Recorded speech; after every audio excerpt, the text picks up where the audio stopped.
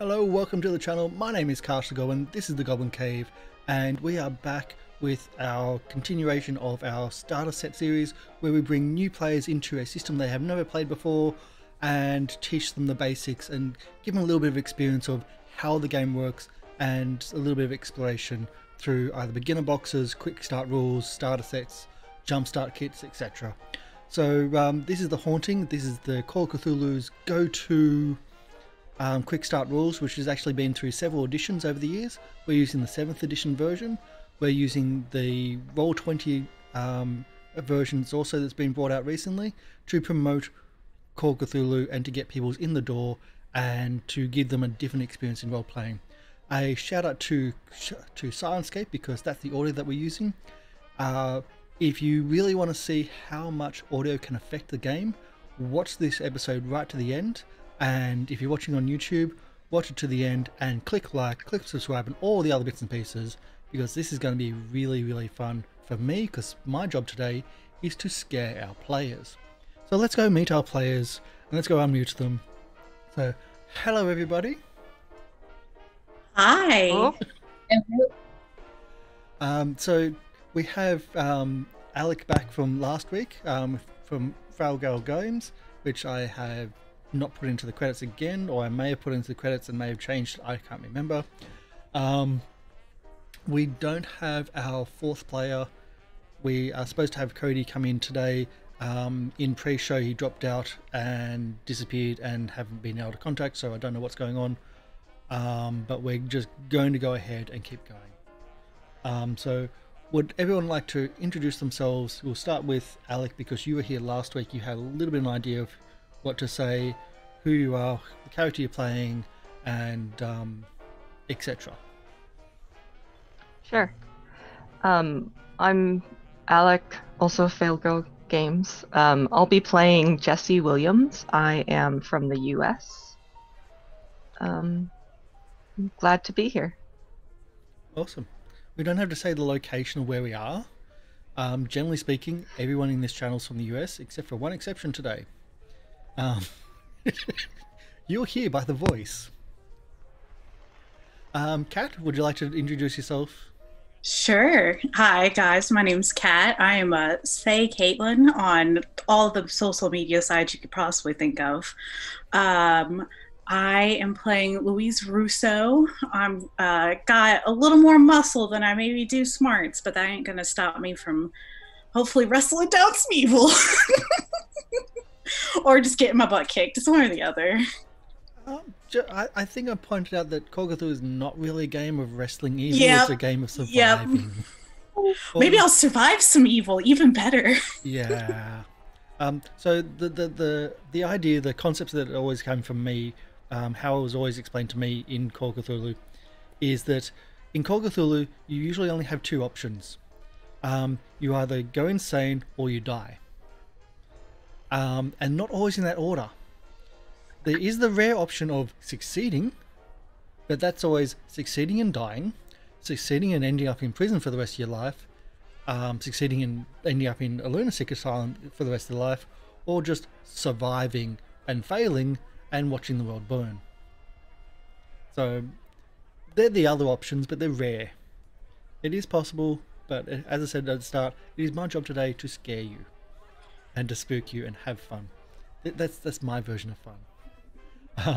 So Hammy, would you like to introduce yourself as well? Yes, I'm Hammy. You can find me on Twitch at Smalgish Games or YouTube Smalgish Vlogs, and just Smalgish on Instagram. And I'm playing Professor Wentworth Avebury, who is a languages professor. So if we have to translate any Latin inscriptions, he'll be great. But anything else. So those that have played Call of Cthulhu before knows that Latin usually means sanity check, so that's going to be a fun game. Yay! Latin usually means cult material, which drives you mad. Yeah. So, as I said before, we're using the Roll20 interface. So if it looks kind of familiar, that's kind of that's why we're using it.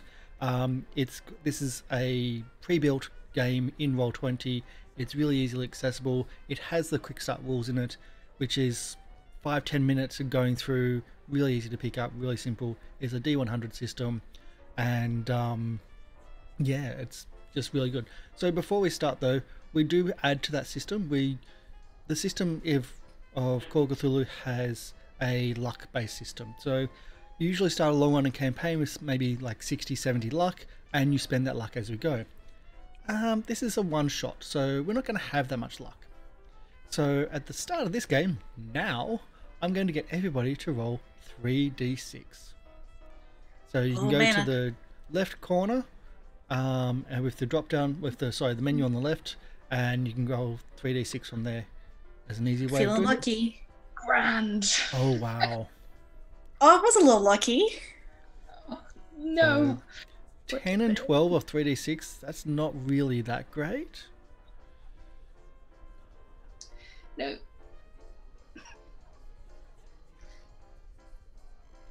It's over half. I got a statistical average. Alec, you got it, or? Could you explain to me again where you want me to find it? Okay, so not on your character sheet. On the left of the normal map screen, there's a menu toggles. There's one that looks like a dice. If you hover over it, it gives you like a D6, and if you just click the one with 3, that will have that.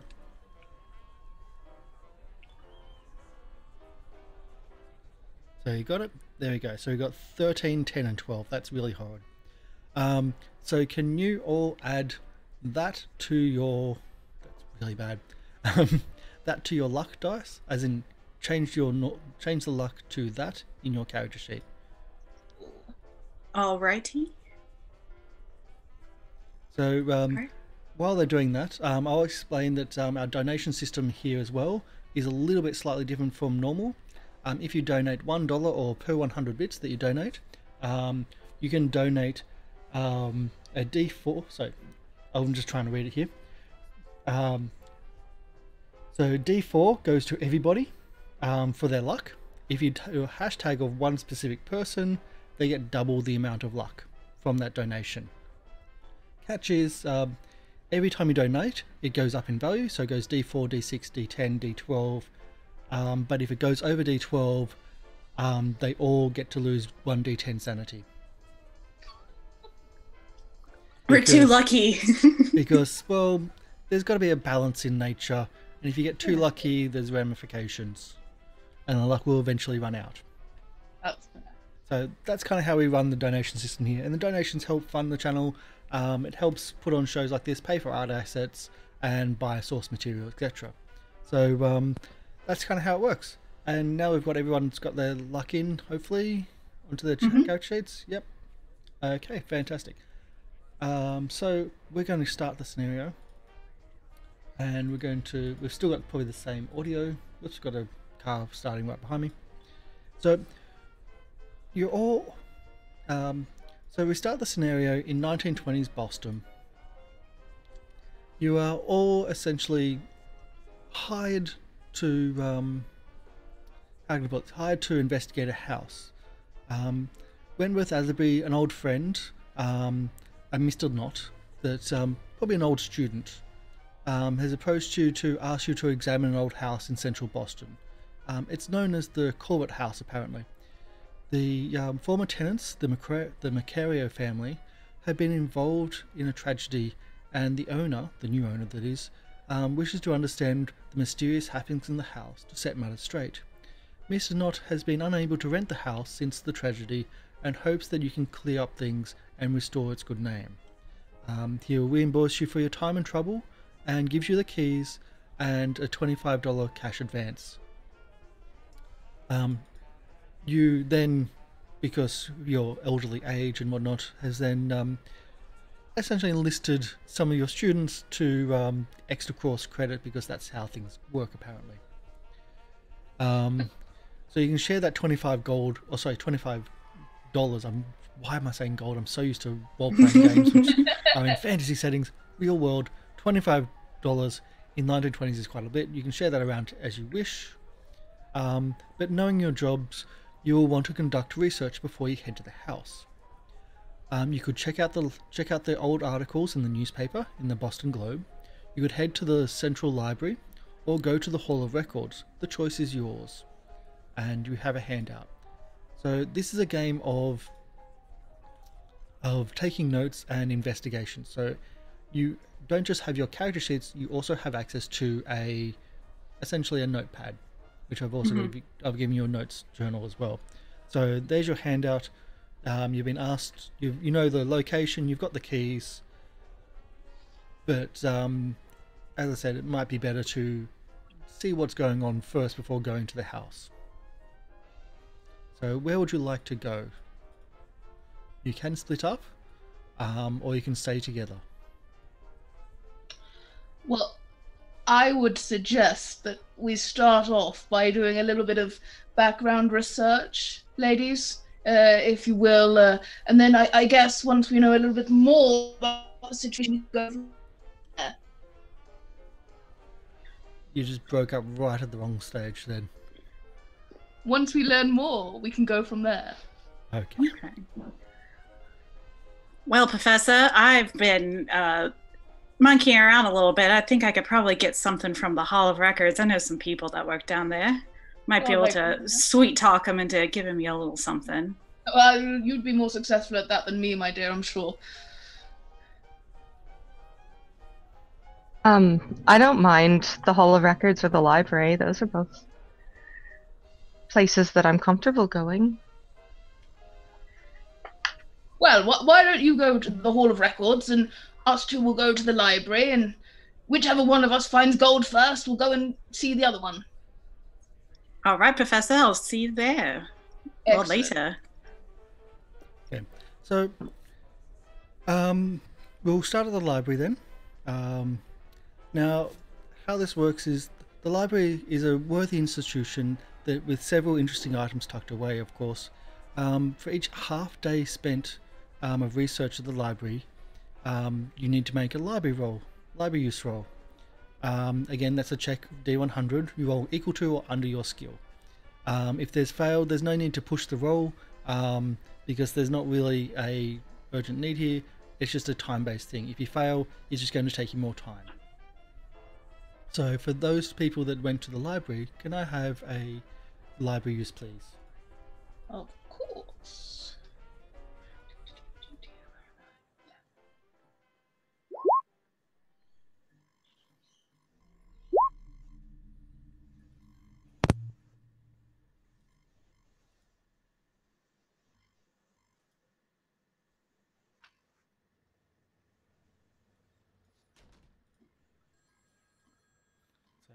I'm just changing the audio. There we go. So we have extreme success and extreme success. That's not normal. Smart. Yeah. Well, we're getting all the successes out of the way at the beginning. That's what I reckon. So the first thing you find, the first thing Wentworth finds actually, is in the 1830s, a prosperous merchant builds a house on the land, but immediately falls ill and sells it to a Mr. Walter Corbett Esquire. And Jesse Williams also follows this up with, in 1952, Corbett is sued by his neighbours who petition to force him to leave the area in consequence of his serious habits of inauspicious demeanour.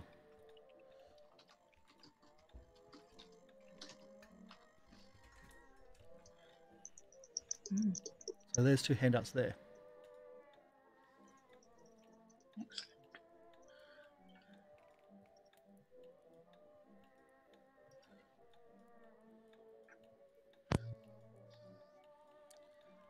So that's half your day for that part.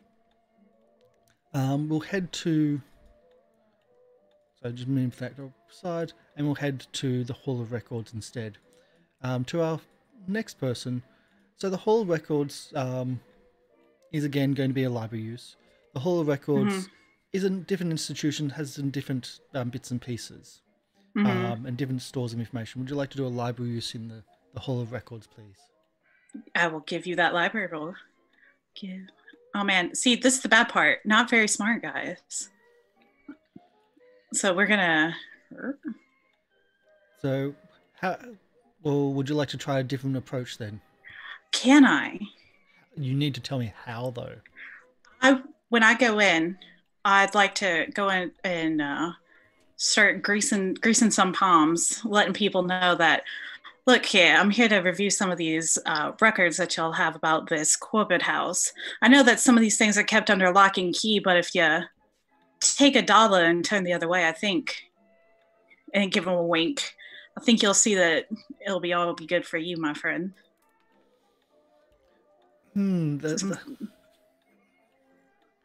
So you're trying to bribe? 100%. I'm trying to bribe someone to hand me some like old school files. Or do the searching for you? Both. Find me the files, give them to me, please. Could that? I think that might be fast talk.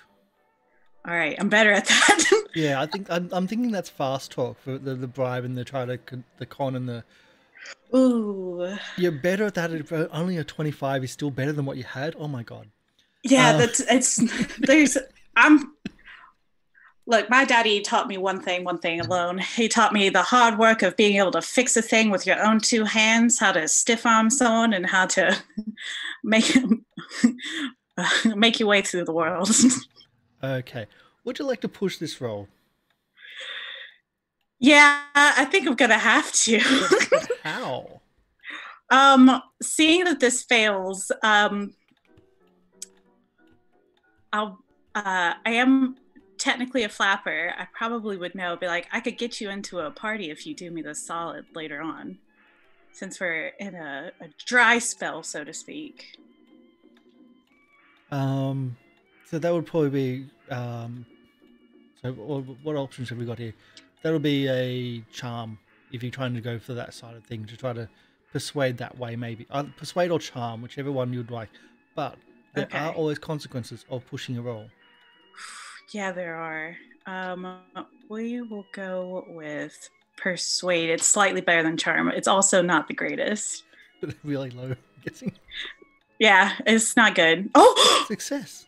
The young girl that's doing the work in the whole records, is shocked that like you offer such a rich reward, and she helps you find what records you need to do, and she seems to know the location of things a bit more, and she finds some court records that the executor of Walter Corbett's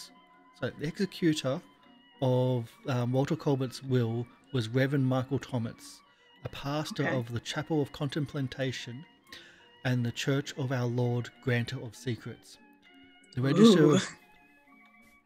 register of churches, also available in the record she finds, notes that the closure of the Chapel of Contemplation, yes, that is how it is actually spelt, it really gets me, is in 1912. Okay. Well, thank you so much for your help, doll. And so how are you going to get me like into the club?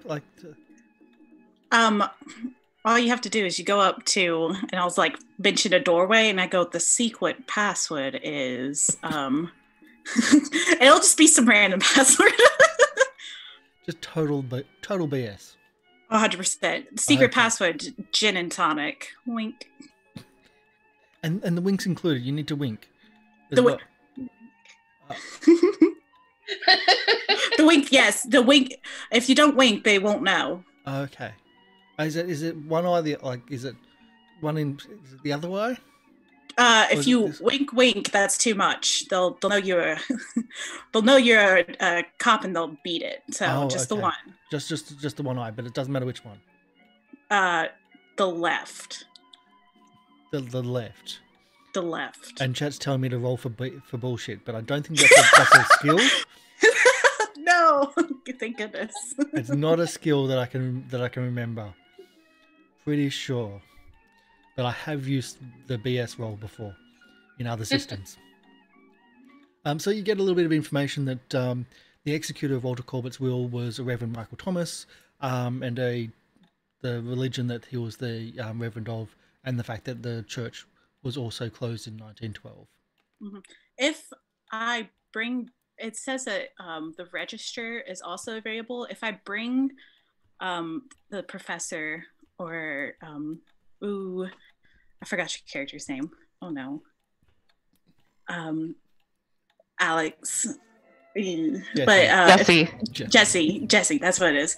Okay, so if I bring the professor or Jesse back, would they be able to come back in here and try to get that, or would that be doubling down? You think that the person that you persuaded to do the work for you thinks that they found everything they could. Nope, sounds good then. But they also note that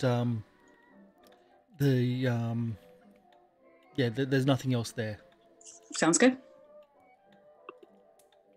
All right, successful hunt.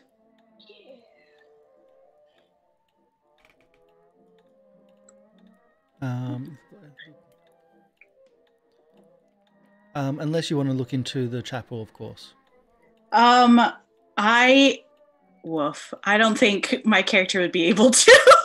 If they came back and told me that that's all there was, I'd be like, yeah, it's probably all there was. They work here. They on Mortal Kombat, of course. That's true. Ooh. I'll try to actually look for this information myself. Okay. It can't go too bad, right? Unless you push it. So this is the second half of the day. Okay. With the second half, I'll use my library use and try to actually find this information on my own. Would you like to try a persuade to see if she can give you a bonus to that? You've already got her working for you, but instead of her doing the work, she can assist you in this case. I'll do that. Yeah. So should I roll a persuasion?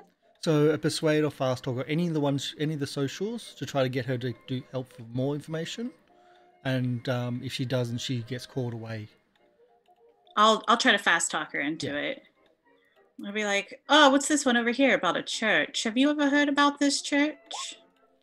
I'm sorry. I'm sorry. I haven't heard about the church, but I've got other duties to do. But thank you for the information. Good luck on doing your research. But I'll maybe see you at the club. Yes. It'll be good seeing you there. So, not got them, but I'll try my just a straight up and down library, which straight up and down library use. Nope. And you do not have enough luck to push that. No. And there's not a good statistical chance of me pushing that to any good. No. So I'm gonna call it quits. I did a lot of work. Okay. So we move back to the higher court. So we're in the courts. We're in the central library. Mm-hmm. Back to our actual people that have some skill in library use. You spent half a day researching. You found some interesting information. Would you like to continue, or would you like to move to somewhere else with that information? I think there must be more than just this. But what do you think, Jesse? Was it Jesse? What do you think of what you found and I found? Yes, Professor Jesse Williams. So I was thinking that it's curious that they reference his habits and demeanor, but I wonder what exactly those habits and demeanor were. Yes, it was my thoughts exactly. His habits, was he doing the jive at 3 o'clock in the morning, or was he keeping bees, or was he doing something a lot more devious? I think these are the sorts of things we need to know, but I'm not quite sure how we know them. Well, it must have been bad if they wanted to sue him for it. Exactly my thoughts, exactly. I think maybe if you go and find the other student and at the Hall of Records, see how she's doing, and I'll have another look here, see if I can uncover anything else. Nope. Yeah, I can do that. Sure. Okay, so we flash back in time, back to the Hall of Records, where you're given the other piece of information about this Church of Contemplation. And if you would like to do a search there about anything else about the church specifically, we can always do that now. Or Yeah. You're talking to me at the Hall of Records, right?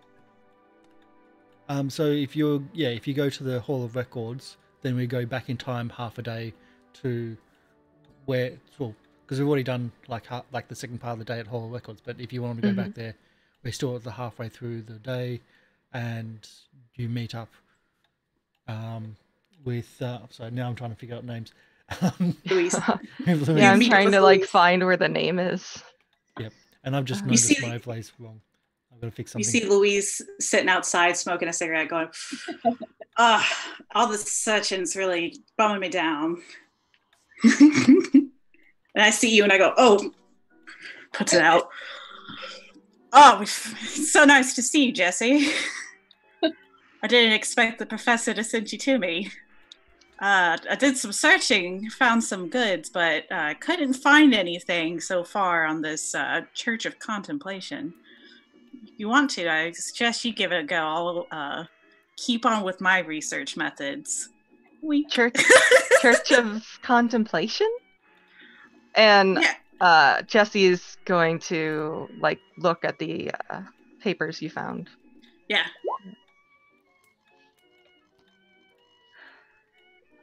Yeah, I'll look into it. I'll see what I can find. What you notice is when you get the papers, it's Chapel of Contemplation and Church of Our Lord Secret Granter.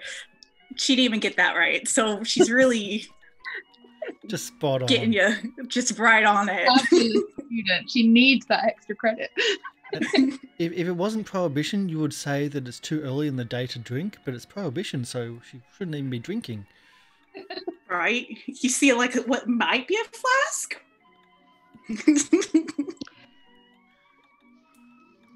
I'm just going to look away as I walk inside, like moving on in. And I will go up to whoever works at the desk there. Excuse me, could I please have any records you have pertaining to the Chapel of Contemplation and the Church of Our Lord, Granter of Secrets, as well as the records of the neighborhood from the Corbett house? And she'll give the address. Oh, the Corbett house. We had another young lady in here earlier with that. I think she must have stepped out. I think she stepped out to the fire exit actually. Hopefully she didn't take any of our notes or our books. But yes, just head out to the back. The section for our records for our religious records is over in this section, section C. And the Corbett House, that area of South Boston, is over in area 12. Thank you so much. Have a good day. You too. She'll walk over and start pulling files. Get to work. Which side are you trying to do? She's going to go to the neighbors first because that is what she spoke about or talked. That's what she talked over with the professor. So the neighbors, okay. Yeah. This is the Hall of Records. You don't think there's going to be anything about neighbors in here? So I guess I should specify details of the lawsuit. Yeah, so these are almost like law records and things like that, and yeah. Yeah, so not the neighbors specifically, the neighbors' complaints. So I would want to pull the information on the lawsuit specifically. Yep. So would you like to do a libraries, please? Sure.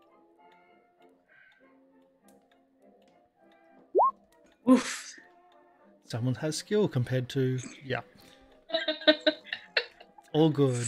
Working hard is a hard day's work, you know what I'm saying? It's all good. It's all valid. We all have strengths and weaknesses. Yep. So, what you do find is not any details of the lawsuit itself, but you find that that there's an obituary instead.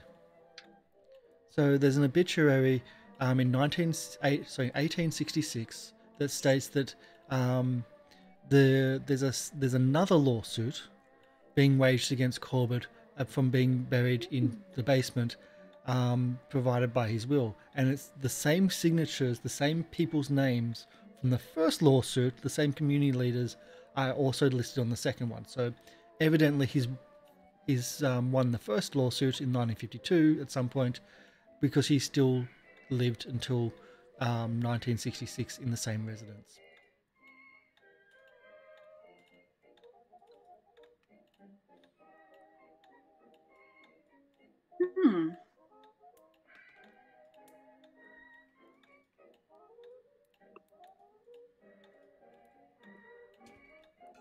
Interesting. Yep. And flashing back to the library. So I think Wentworth's going to try and look into, I guess, a bit more of the history of the area to see if there's any like history of weird goings on, or like local history, that kind of thing. Yep. All valid. Yeah. Yep. So local goings on in the area. Yeah. Would you like to do your library use, please, and we'll see what results you may find. Okay. Ooh. So you find what seems to be a newspaper clipping. But it's strange that it's the newspaper clipping, but it seems to also have a case of it's not a published newspaper clipping.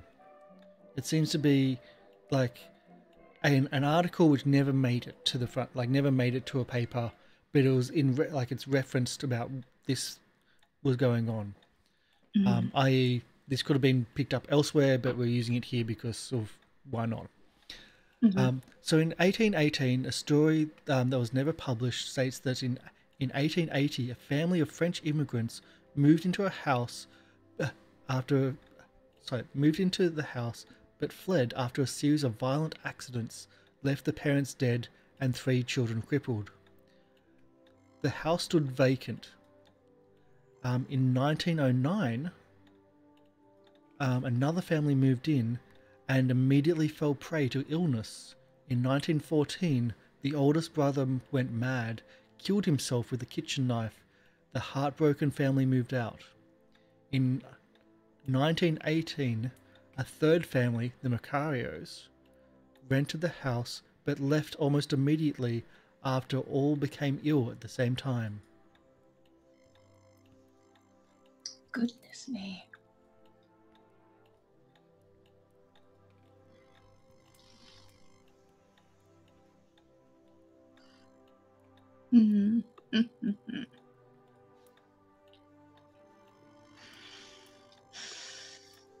Okay.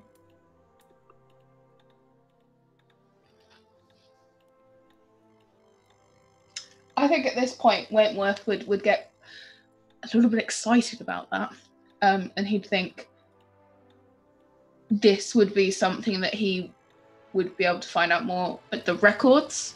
So he's probably gonna, for the time being, wrap up at the library. I know we're getting to the end of the day anyway, but think, right, next move, take this and add it to what the girls have found out. Yep. So you finish up the day, you have you go back to your offices and whatnot and go back to your beds. In the morning, Wentworth, you get a phone call from your old friend who's asking, so what's happening with with the house. Have you finished your investigation yet? Not quite finished yet, but I've turned up some interesting information, and I think we've just got a little bit more looking to do before we actually investigate the house proper. You know, just trying to get a good background knowledge, contextualize everything. Well, I don't need all the background information. I just inherited this house only recently and I'm trying to rent it or sell it, but it's got a reputation and I'm trying to need to clear that before I can sell it or rent it. Why I'm looking into the context for you, so I can disprove any of these wild rumours that have given it such a reputation. Well, please hurry up. The time is money, man. You understand that. Oh, I understand that. And that's the end of the phone call. So what is the aim for today as you get back together in the professor's office in the morning? At the Miskatonic University, most likely. No, it's not. Well, I guess I would sort of like relay what I have found, do the whole professorial thing of, well, this is what I have discovered, and sort of tell the girls, including Jessie, about the stuff I made, show them the articles, or tell them about the articles, my notes that I made on the articles. So what did you discover? Because I think we need to do some cross-referencing here and combine all of our evidence together. I'll chip in and I'll be like, well, Professor, after much digging and hard work on my part, I was able to find out about this church of Lord Granto's secrets and this that this Mr. Corbett was a part of. I think we might be able to find out maybe a little bit more about what's happened. I don't know. I mean, there wasn't really much else to go on.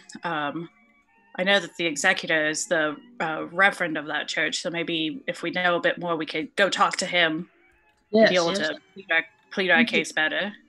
Yes. Very good. You mean the Chapel of Contemplation? Yes. Mm-hmm. And you see that like they've already got like a bit of a blush going on, and like there's clearly what looks like yesterday's mascara and like eyeliner, but just like they took a wipe and went, it's still good. May or may not have been. Still good. Yeah. It may or may not have been out partying last night. We don't know. Good catch. Still haven't quite got my first cup of coffee. I agree. I think it's an excellent idea to try to talk to him and see what he has to say. Yes, good. So Corbett, he didn't get forced out, but he might be buried in the basement. Good Lord. There was another lawsuit that his neighbors tried, and I don't know if they won or not. I wasn't able to find that. Clearly, he wasn't a godly man. You just see me go, amen. Well, I think there are two lines of inquiry we need to take up. We need to go and find out about this church of contemplation and giver of secrets and all of this. But I think also, if we could find out if there are the Macarios anywhere, find out the nature of their illness and any more of their experiences. I think those are the two lines of inquiry we should follow.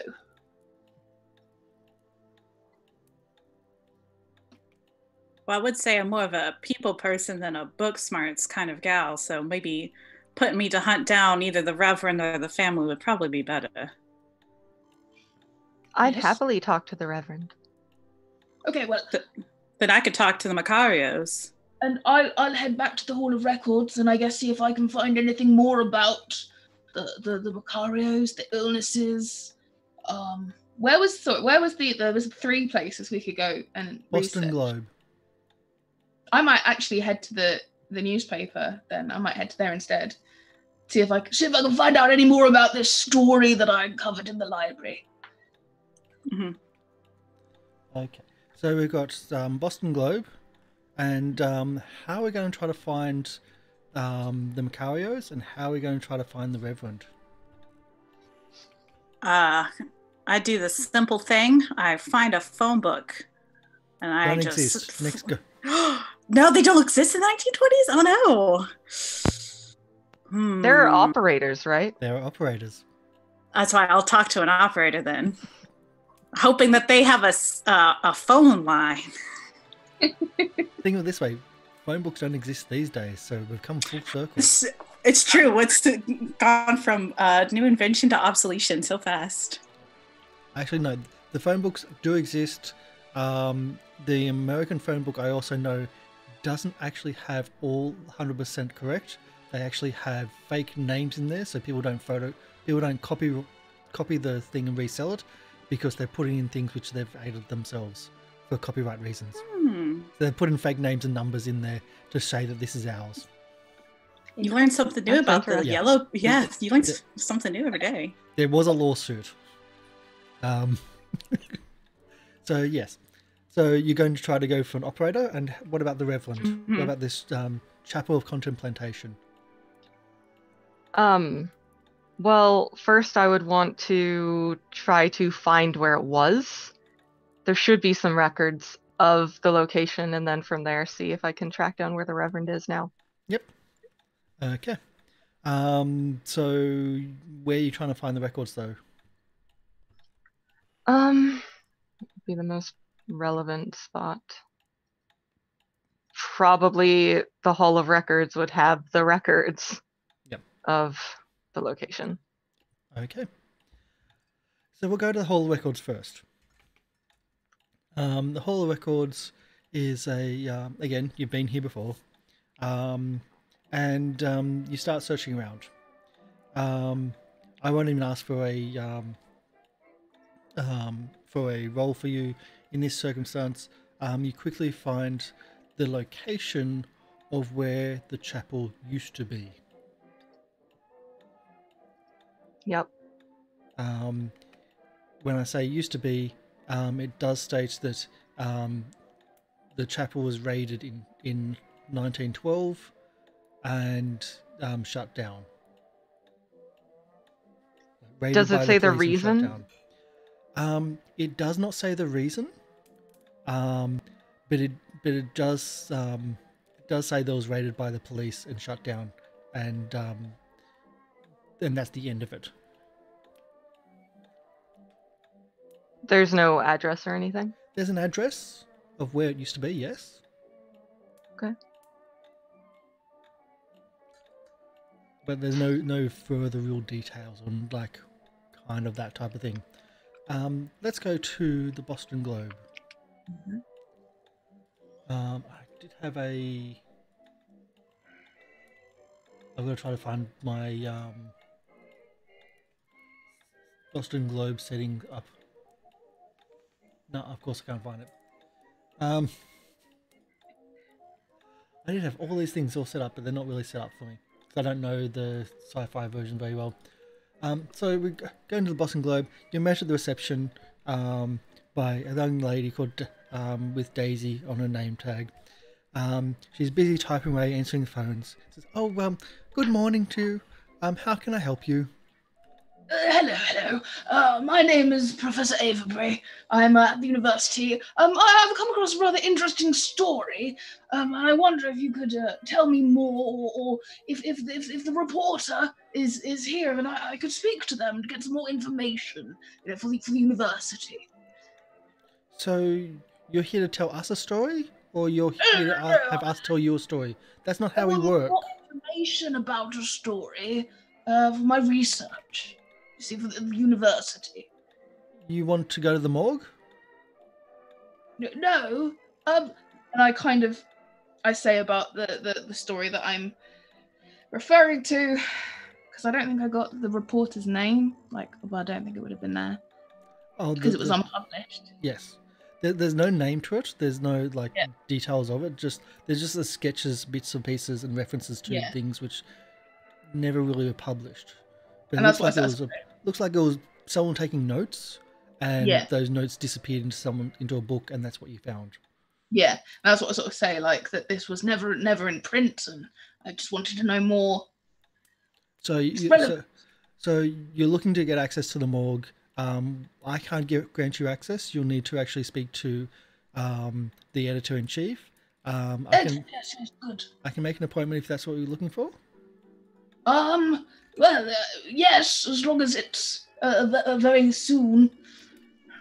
Well, I'm sure I can get you in. Sure. Just scrolling here. Yes, we'll get you into to see see Artie shortly. If you would just follow the elevator up to the third floor, and you'll be directed to where you need to be. And just be patient. Yes. Thank you very much. I'd take the elevator up. So the officers of the Globe are busy with lots of typing, lots of investigative reporters. You don't wait very long, and you see, like, you're essentially waiting outside a corner office with the Venetian blinds and whatnot, and the gold print name plaque across on the glass, that type of thing. I'm trying to find his last name. All I've got is Artie, but I know he's got a last name here somewhere. It's like, why don't you give me proper full names? No. No, I can't even find his last name. Just got Artie as his first name. So after a little bit of time, you're actually shown in, and Artie Wilmot sits behind his desk. I finally got it. Says, "Oh, please come in. So I hear that you wanted something from me. What is it you want? I'm a busy man. What are you looking for?" I understand. I'm doing some research into the local history of the area, and I came across remnants of an unpublished story from 1918, and I wondered if you could just tell me some more about it. It's about the old Corbett place and strange illnesses.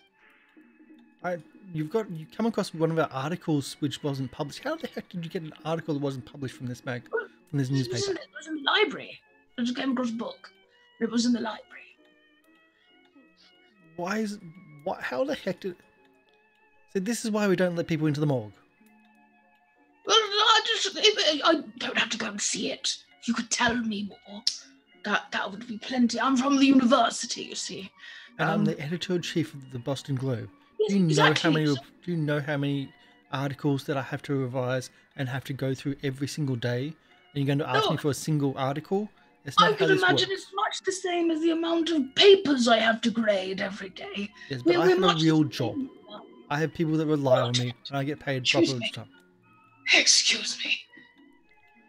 So I'm a very busy man. I wonder what you'll come. If you're looking to get access to the morgue, then I'm sorry, we just can't do it. Unless you want to do a persuade check. I'll try. I don't think I'm very good at it. Let me see before I say yes. I must consult the record. You're not. Yeah, I'll try and persuade him from the sort of like when I'm saying, look, I understand how stressful it is, trying to keep on top of all my students. It's very difficult, but this would really help. And thank you for the subscription. It's much appreciated.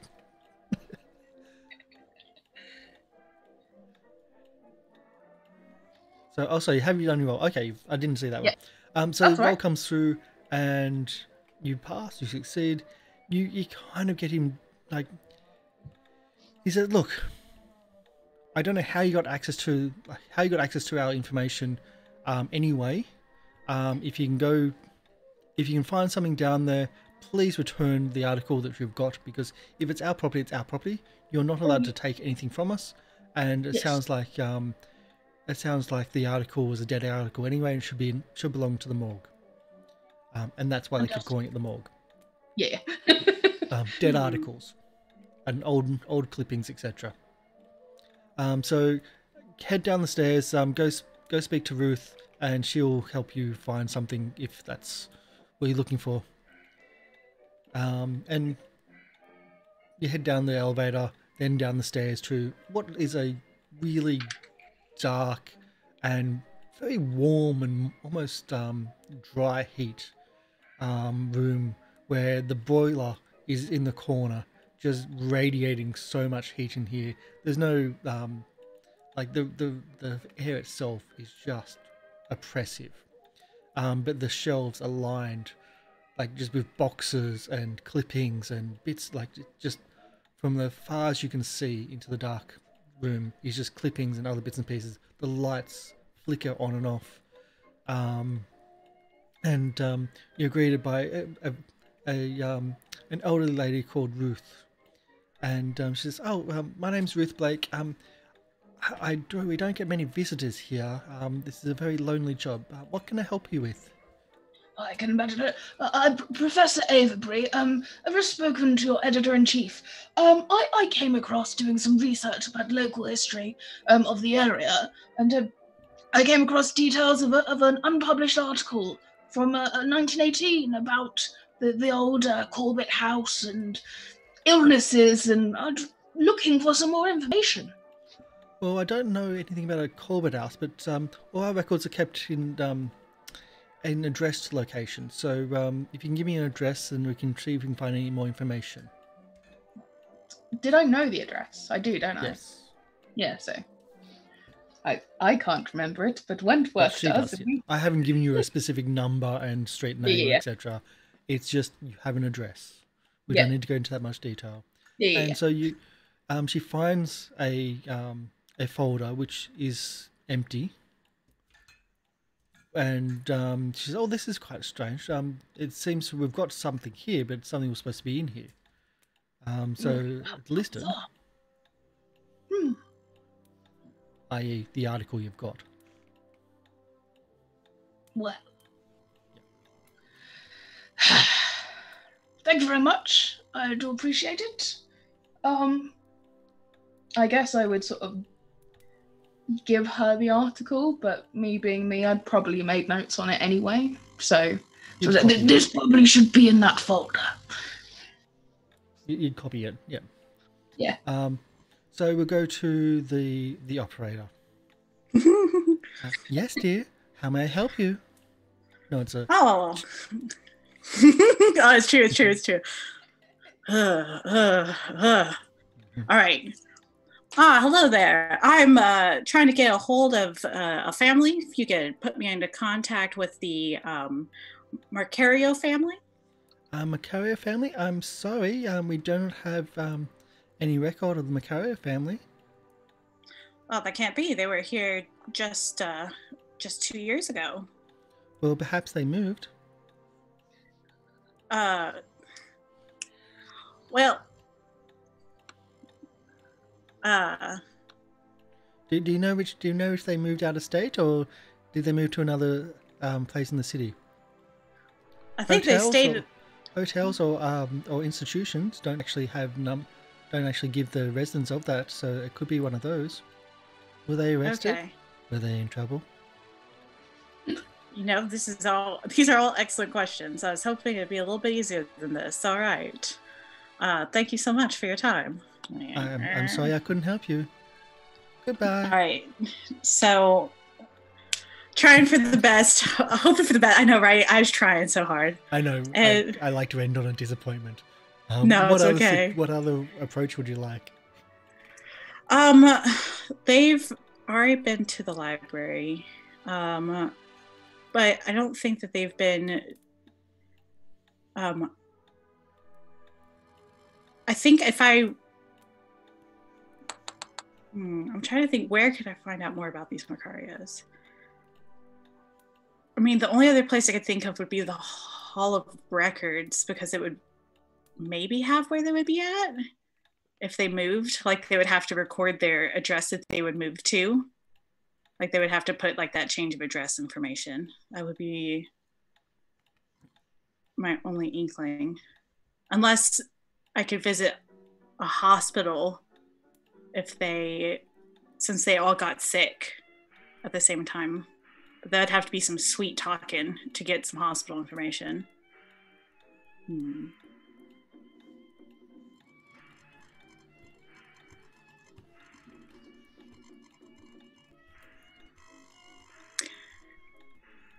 Would you like to do a luck roll? You know what? Not spending, just do a luck roll. I'm feeling lucky. It's what they say on Google. It'll work for me. I've got such a high.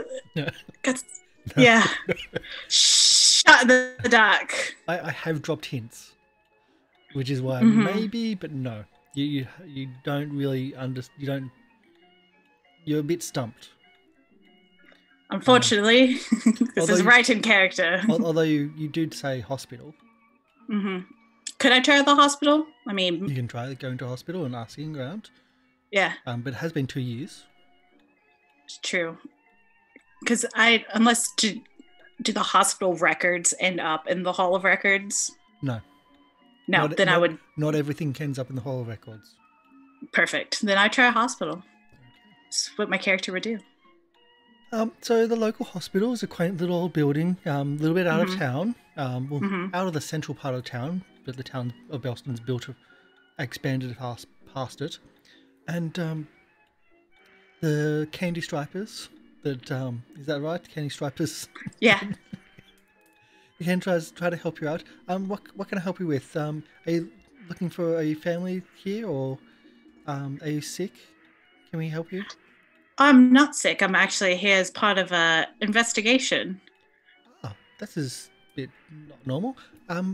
What can we do? We can't really do much investigation-wise, but unless you're. I'm just here to look. I'm just here to look through some old records of yours, just to make sure things are in order. Are you the police? This is the first time I've ever had this. This is a independent investigation. Oh, private eye. Oh, interesting. Oh, okay. I've never met a female private eye, but well, I guess we can all. Not everything can be left up to them. Sometimes you need more of a dainty touch to a situation. Oh, very, very dainty. Yes. So we do keep some records. Just we might have to keep this a bit hush.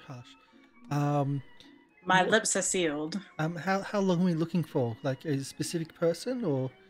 I am actually looking for a specific person. About 2 years ago, they would be filed under the family last name of M. Okay, and she looks around and she like kind of ushers you when there's no one looking. Yeah. Into a back room, which is just stores of records. Perfect. Far more records than even the Boston Globe had, because they're a lot more detailed and a lot more people come through. And she starts going through files with you. And can I get a library use with advantage? So this will be a library use and roll a D10, an extra D10 on top. Alrighty. So then I'm going to throw down my library. And then does it, in the character sheet, does it add it, or do I have to roll an extra D10? I think you need to roll an extra D10. I'm not super familiar with the updated. You didn't need it anyway. They aligned. You didn't even need it. You can't even get better than that. Even with advantage, you can't get better than that. So, like, you're both going through the records, and you're the one that pulls out that it's not. I'll give you two pieces of information. One, the husband, like, so Victor, I think it's Victor Macario, had a stab wound. Oh. And was, after it was treated, was taken to the Roxby Sanitarium. Oh, okay. And then later, there's also information on his wife. About a few months later, also being treated. Doesn't really go into details, but then also being transferred to the Roxby Sanitarium. All right. And I go, "This is Will Swell. You're right, Peach. Thank you so much. And don't worry, when I get famous, I'll remember you." Well, Wait for it. if you ever need an Wait. assistant, I'm always able to. Well, I don't like this. I don't like sick people. Understandable. Sometimes the smell gets you. Don't worry. I'll keep you in mind once this business picks up. I don't want to jip a fair lady like you out of some coin cash. My mother made me get this job because she said it would be the best way to find a doctor to marry or something like that. I don't like sick people though. They smell. They do. That's why you gotta get into the PI business. May not be lucrative, but there's more adventure. Well, I'm always up for adventure. Just no more sick people. Well, thank you so much. Hopefully, you can get you out of here soon, and I'll just kind of shuffle my way out.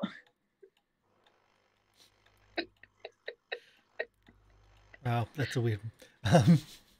So we've Like got, just kind of like exit my way out of the situation. we've got information on the Roxbury. We're still what else? We didn't find any information on the Reverend, but we do have information on the location of where the church was, and also something about a police raid on the church. Where would you like to go with that information? To the church. To The grounds church? of the church. Yeah, Okay. where it was. So you head off to the grounds of the church. Does Wentworth Atherby want to meet up and go there with you? Because Yeah. you can do it together. Well, what would be closer to where I was in the newspapers? Where would I be likely to either run into one of them first, or You can just meet up after each one of these two. Then, if that Yeah. if that helps. yeah, I'll go to the church. Yeah. Okay. So we'll deal with the church, then we'll go back to the Roxbury. I'm assuming you're going to the Roxbury Sanitarium. Oh yeah. Yeah. Gotta follow the lead. I'm now Follow the You're on a roll. right. Gotta go. So we'll go to the church and let's see if I've got an audio for this. Actually, this is probably one of the few ones I don't have audio for, except for this. No audio. So you go to the grounds of the church. What was once you can assume to be a chapel made of stone is now rubble on the ground. The church itself, the base foundations looks to be almost natural stone, and there's fallen timbers, there's rubble, there's just debris scattered around what was once a churchyard. It's now just an abandoned property, a vacant lot with ruins still partially sitting there. Can I have a spot hidden from both of you as you start searching around and having a look around the place? Yes. Ooh, we might get secrets.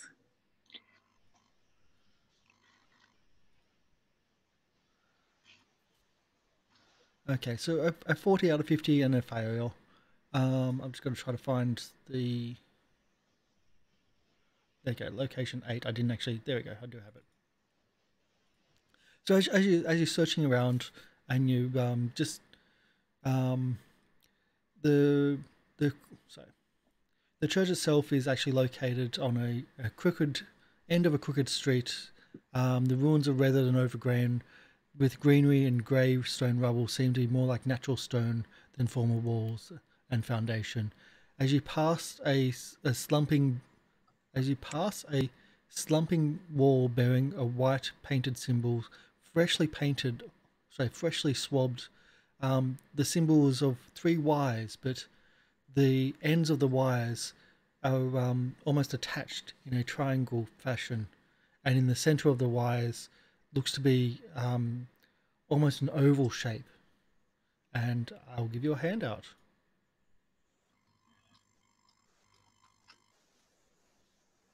Ooh. Ooh. It's an eye. I said an oval shape. Illuminati.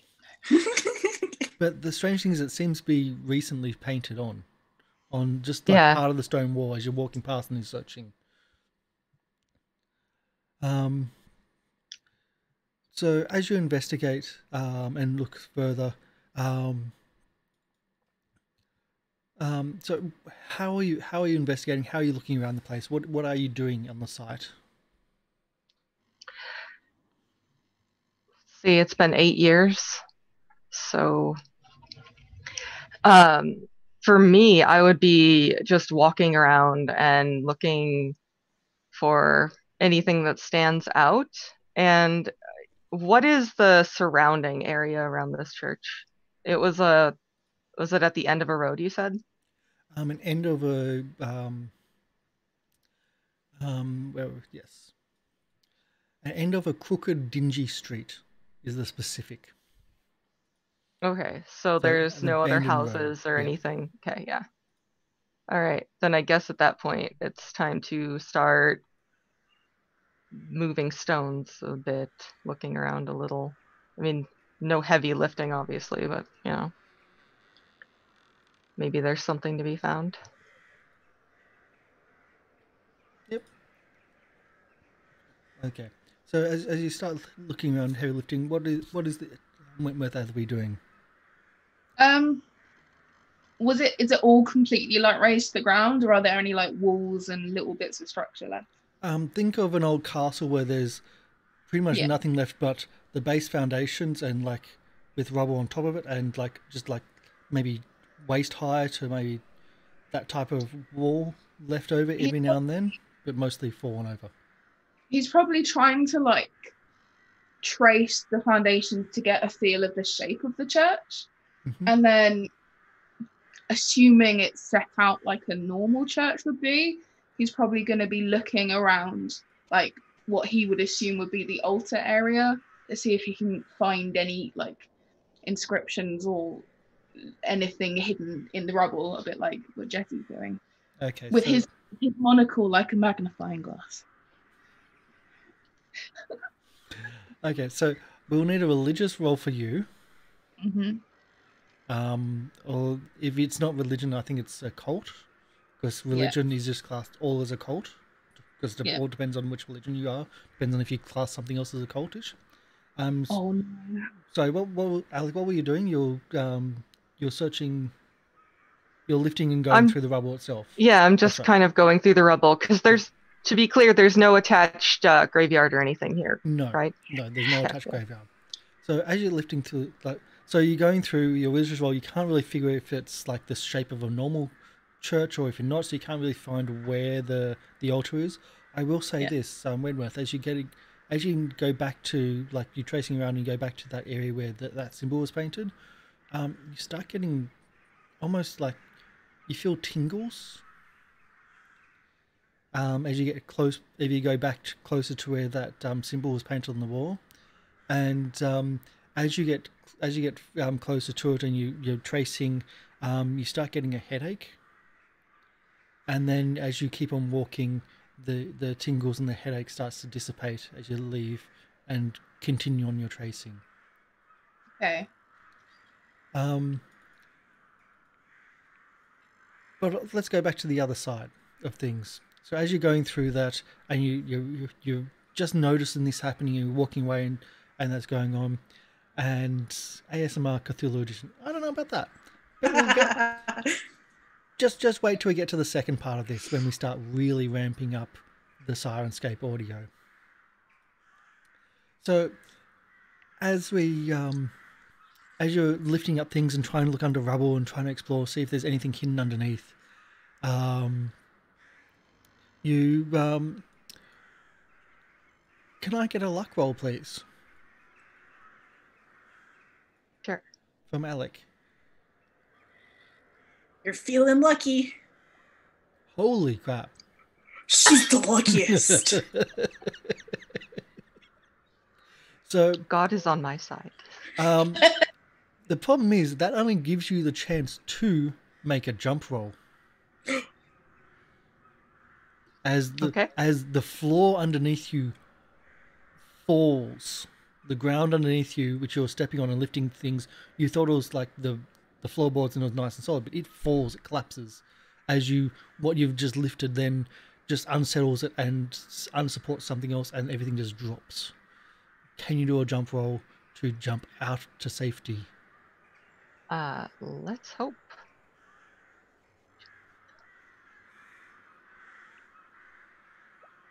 Ooh.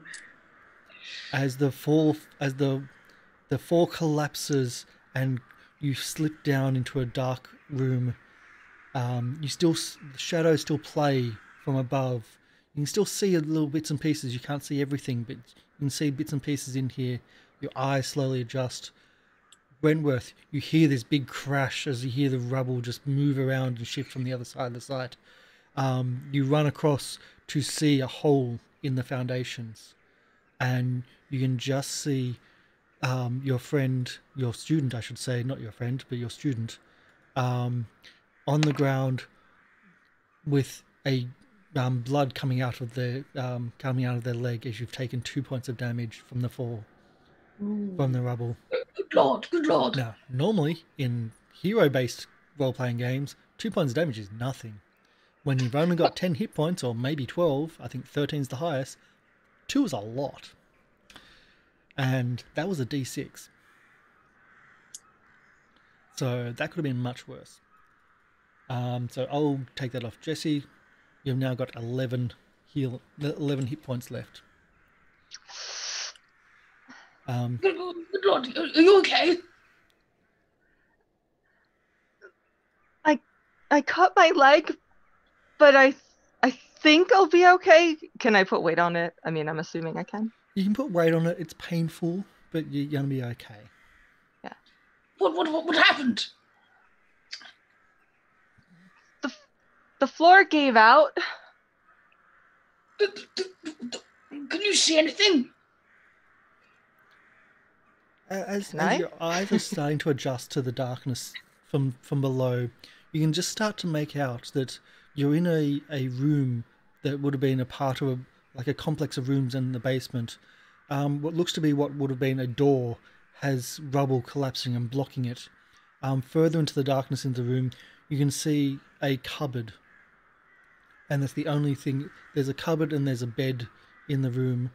And you see, and as you're looking at the cupboard, the door just slowly swings open and creaks open, and this looks to be, 2 dead bodies.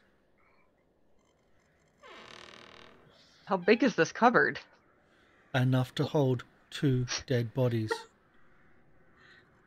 I let out a shriek. I had to. And scramble backwards. What is it? What?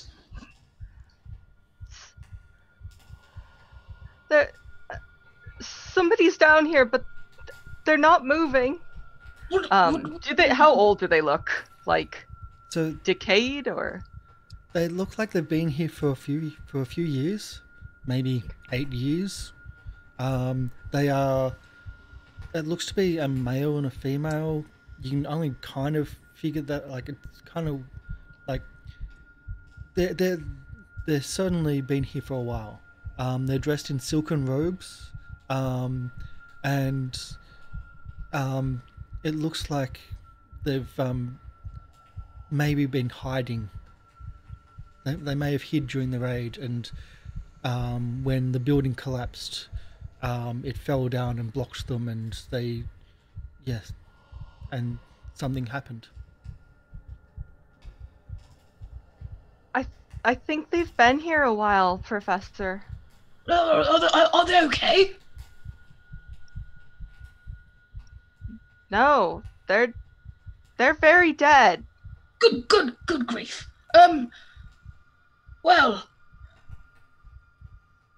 how interesting. Could you see anything else, or is that it?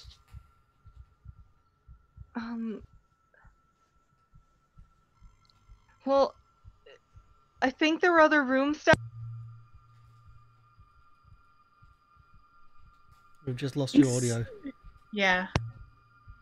Sorry. Yep. Can you hear me? Yep. Okay. So there's a doorway, but I think it's blocked by the stones. Oh, So I think there were other rooms, maybe. well, that's interesting. We'll have to try and get you up, I think. If there's places underneath, then there's got to be another way in. So we'll have to try and get you up. Well,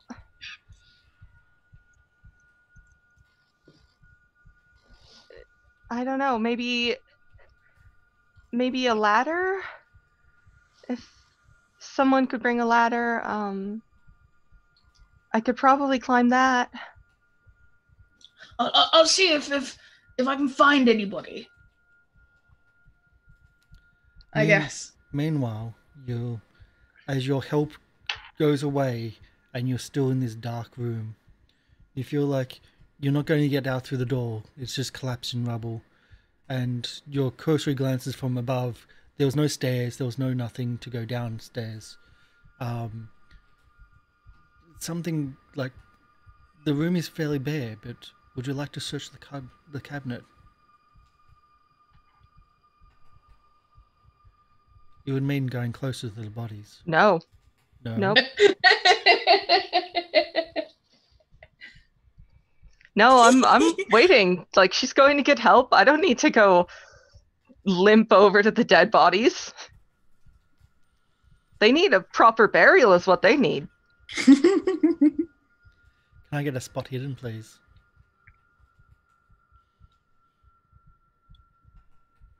Okay. Are you going? No, put- I don't want to go. I don't want to investigate. Oh man. You don't see anything in the wardrobe which would have gotten Luck. your attention. Luck would have been a good moment. You can spend your luck if you would like. No,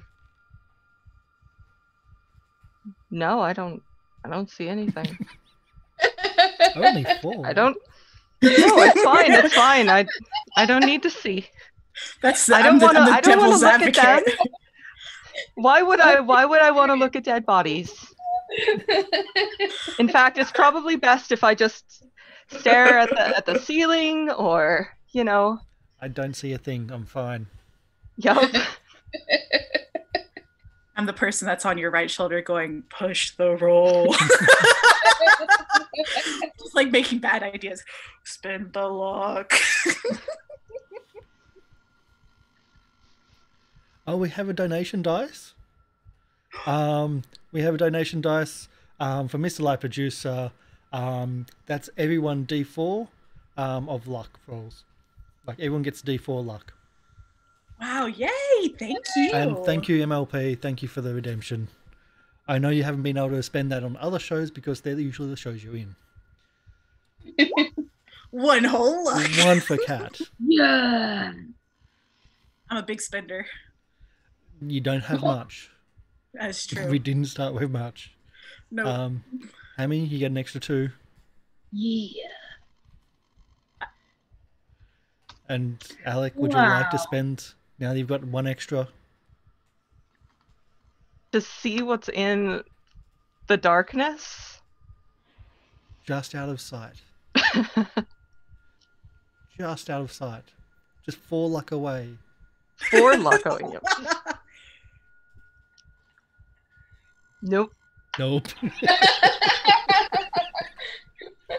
So, before we start, if you're unfamiliar with Call of Cthulhu, how luck works is that if you're close to a roll, you can spend your luck to then pass a roll or improve a roll. Because this is a one-shot, we have very, very, very little luck. We've got 3d6 luck, and that's how we started the show. Also, we primed the players that it says specifically to the keeper to not feel bad about choosing random players, but to essentially target the person with the lowest luck. So so your luck does run out if you start spending it all. So that could be a reason. Also, I prime the players that seeing something could be a bad thing. No, what I want to do is I'm going to start praying while I sit here and wait for hopefully like some rescue. So you sit at the base of the rubble and you start praying. And it's like, I'm just oblivious. Like, are you turned away from the cabinet? And like, is that what you're doing, or are you trying to? No, I'm still facing it, but I'm probably closing my eyes. Yeah, because I'm praying. I could do so much right here. Oh, I know.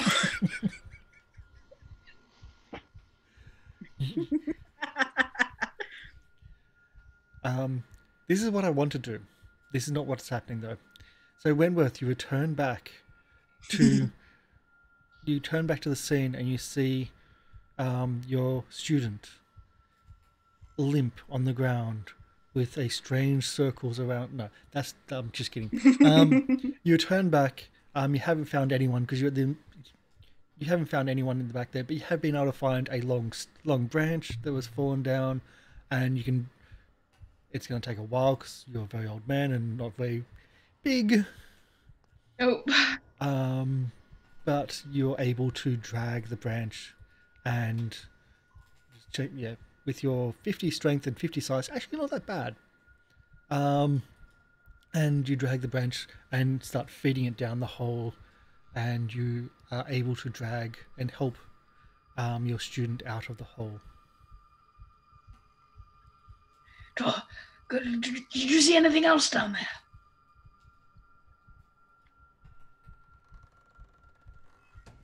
No. Okay. Well, we need to get somewhere. Get your leg bound up and make sure it's clean. And we should certainly talk to the authorities. Oh yes, definitely. So I guess we're just gonna. Where would we go? Are you going to talk to the police? Are you going to tell them what just happened? I mean, that's what you're meant to do. Yeah. Wentworth probably would, because he'd be like, please, dead bodies, student fallen, let's go. Okay. So you're heading to the police after this. We'll go to the Roxbury Sanitarium. Oh, this is going to be fine. By myself in a sanitarium? Again. Lovecraft? Right, Lovecraft? What place to be? I am just going to be like happy sunshine kittens. Sunshines and lollipops? Oh yeah. Okay. So you're met at the front office by one of the receptionists, who essentially will then take you to the warden, because if you need access to any of the patients, it is confirmed that yes, they are both current wards of the sanitarium. Mm-hmm. So that's confirmed, but you'll need access. So a large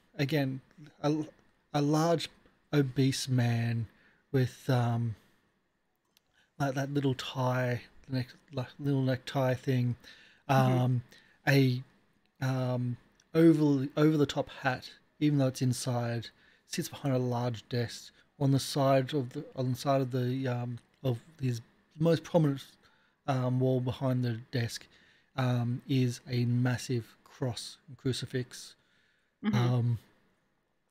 And you see religious paraphernalia around the place, but in the background you hear screams and of the patients.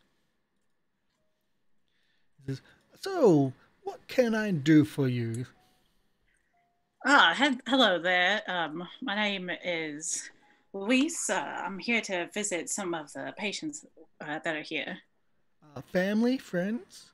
I am so sorry if they came down with the devils, but that does happen every now and then. Yep, I am a family friend of the Macarios. Ah, the Macarios. Yes, they those two are an interesting case. They apparently have been possessed by the devils, both of them, and yet their kids got shipped off to their family friends out of state. And yes, but quite interesting. They don't really have the same symptoms. Quite mad, both of them, though. Oh, see, I was led to believe they suffered the same case of the devils. How are they different? Well, the wife, very very religious. She is. She has bouts of hysteria. You're being a woman, you should understand this. It does happen, but sorry, that's really bad. But that's the time period. Yeah. Out there. The vapors, they get to you sometimes, so I understand for sure. So yeah, she gets bouts of hysteria, but she's also very religious, and so she starts quoting the Bible phrases every now and then, and just starts ranting. And her husband, though, he has a violent side to him, very violent side. He's actually put several of our staff into the hospital. So if you're going to speak to him, we might need to have it from the other side of the door. But, that's very good. I was actually going to speak to his wife first. I'll pull out from my pocket. I do have a crucifix pendant. As a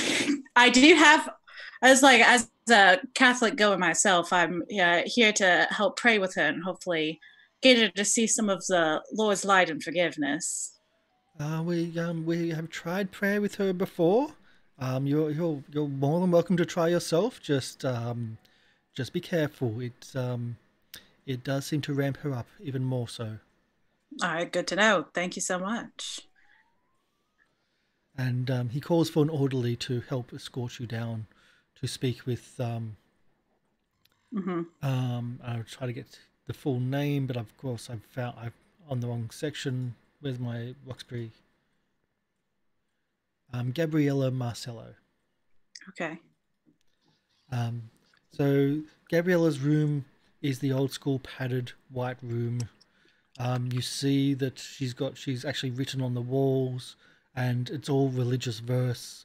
There's crucifixes, there's iconography. The whole place is covered with religious iconography. She seems stable, but she's clutching a book. Okay. I'm definitely not going to pull out the crucifix so far. I'm going to put it back, I put it in my pocket. And I go, hello, Gabriella? She's sitting there and she just turns. My name is Louise. I'm here to do a little bit of investigation work. I wanted to talk with you about your family. The Lord is my family. The Of Lord course. is my Savior. He's all of our Father. I was actually going to talk with you about what happened to you at the Corbett house. She blinks, but when she blinks, it's that I don't want to acknowledge what you just said.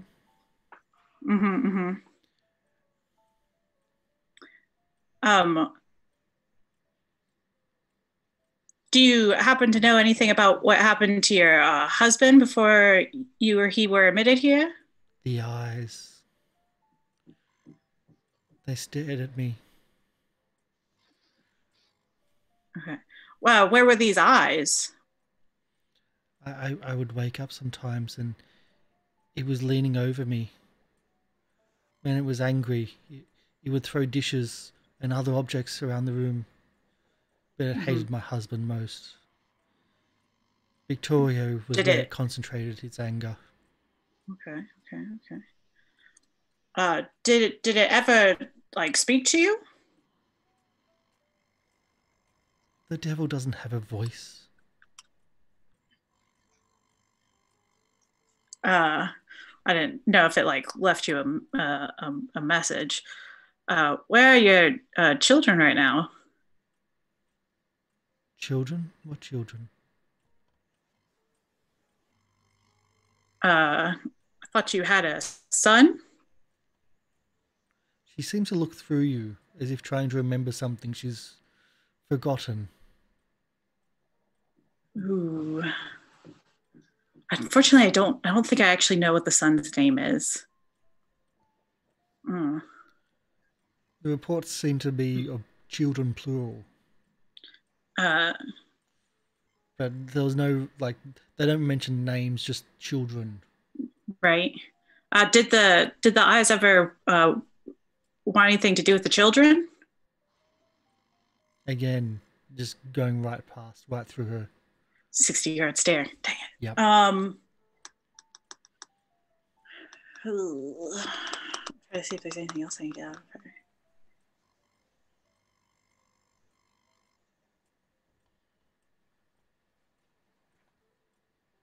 I think that would probably be all I have for her at the moment. There's not. She's giving me about the eyes. She's Victorio, but I don't really say why. Oh, yes. Was there a place that the attacks were concentrated most? Would there be a place where you were safe from the eyes? Do a I think charm, because you're being friendly. Yeah. You are being friendly in this circumstance, just to see if you can get that little bit extra out. Ooh, it's no good, this charm. No, and you're not going to be able to spend an amount of no. No. Do you want to push the roll at an assailant asylum though?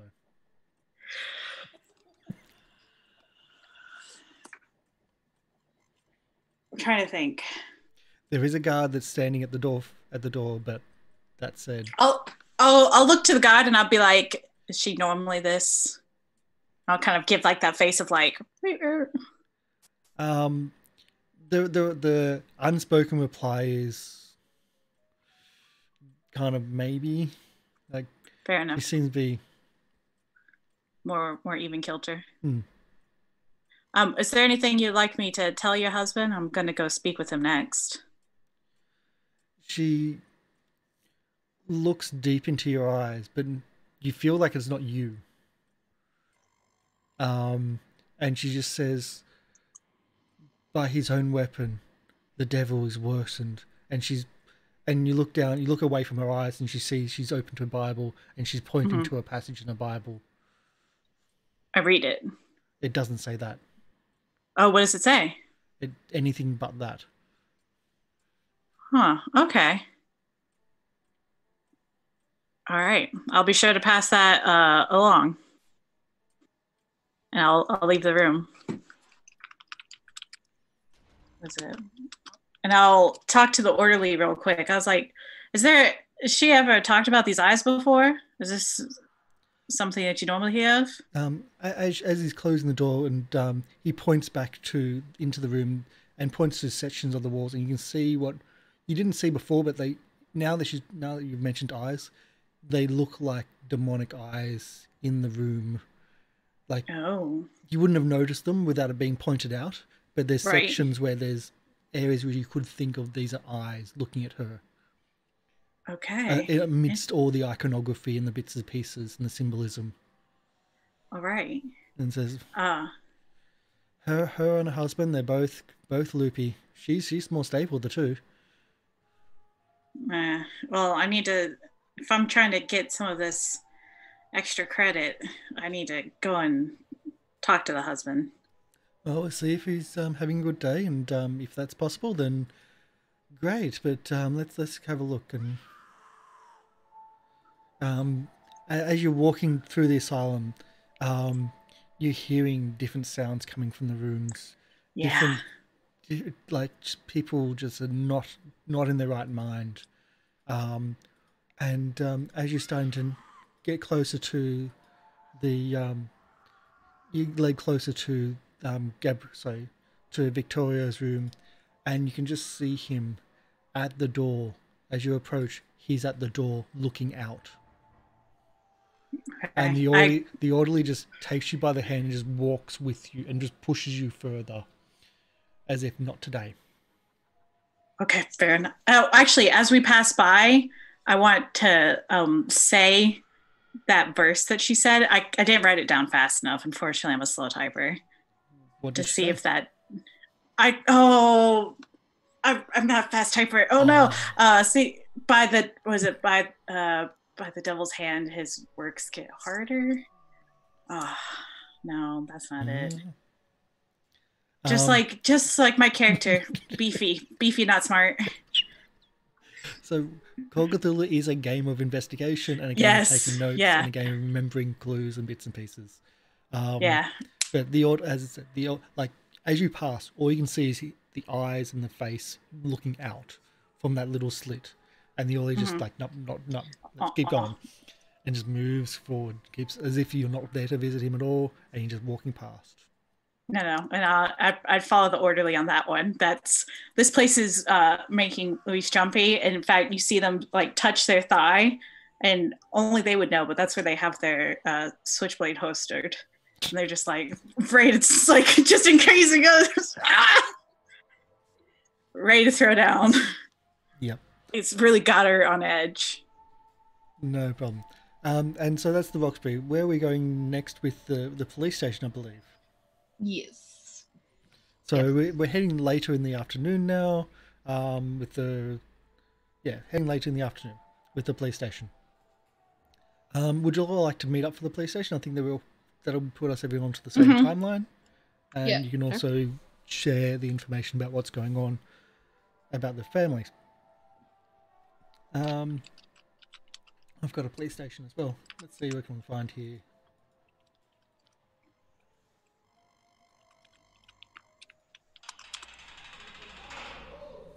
There we go. I found this last night. It's a new one which I didn't know about. So you head to the police station, and Boston Police Station is a busy police station. It's a large city. There's a lot of crime. The desk clerk says, "So what can I do for you today? What can I help you with?"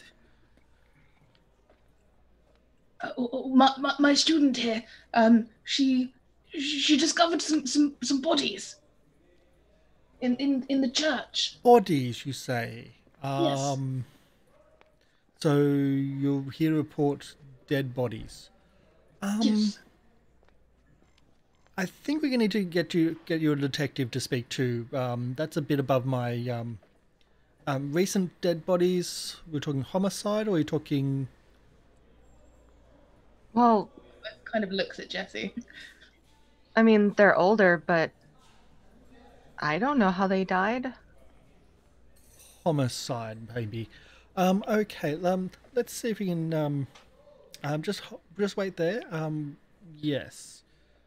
And a few moments later, like he calls someone else and speaks quietly on the phone, and a few minutes later, a large stocky man says, "So you've found some bodies, is it? Let's come through and let's go to the interview room and have a bit of a chat, shall we? So these bodies, are they on your property? They attacked you, or what's happened here?" The dead bodies did not attack me. Well, I'd hope so because they're dead, but I didn't know if you were the one that killed them. That's what I'm asking. No. We were studying some church grounds and the floor gave out. And when I fell, I saw two bodies. They look like they've been there for a while. Did you speak to the reverend or the priest? No, it's an old destroyed church. It's ruins. The church was in ruins. So you're talking archaeology here. You're archaeology students, maybe? Well, I'm a languages professor, yes. And I'm interested in if there are any unknown Latin inscriptions. Wentworth's not very good at lying, but he's making it up on the spot Okay. because he doesn't like policemen.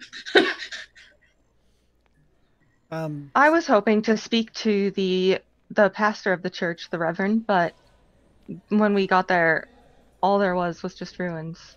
Have you got the pastor's? Have you got this reverend's name or the pastor's name?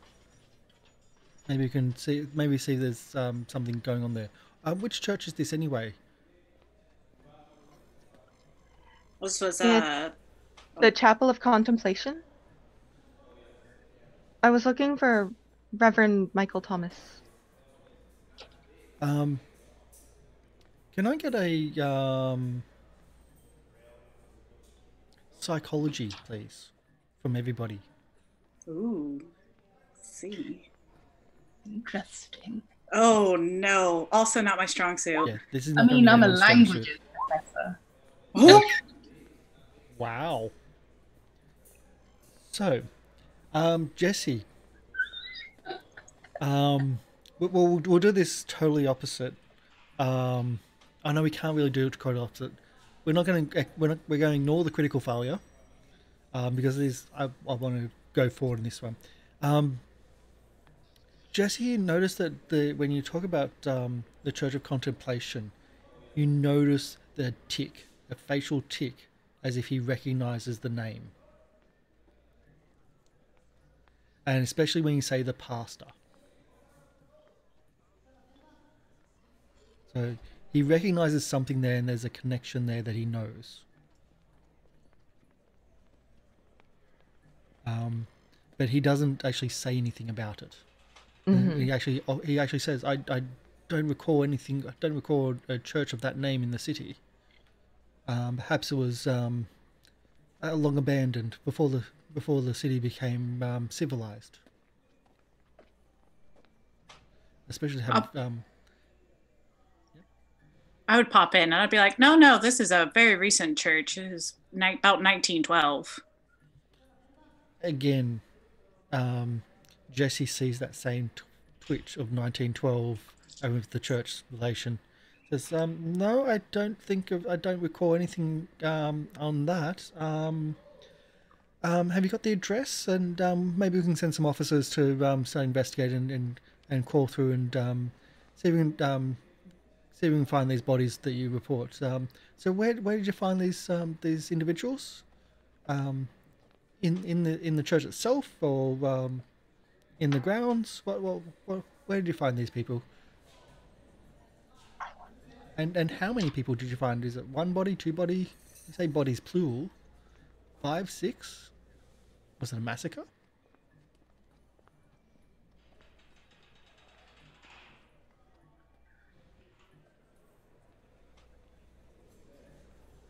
It was 2 bodies.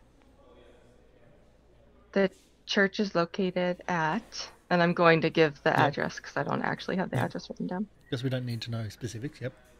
Mm-hmm. And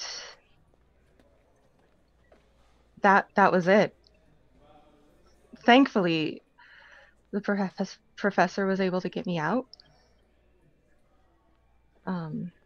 It's very dangerous, I would say.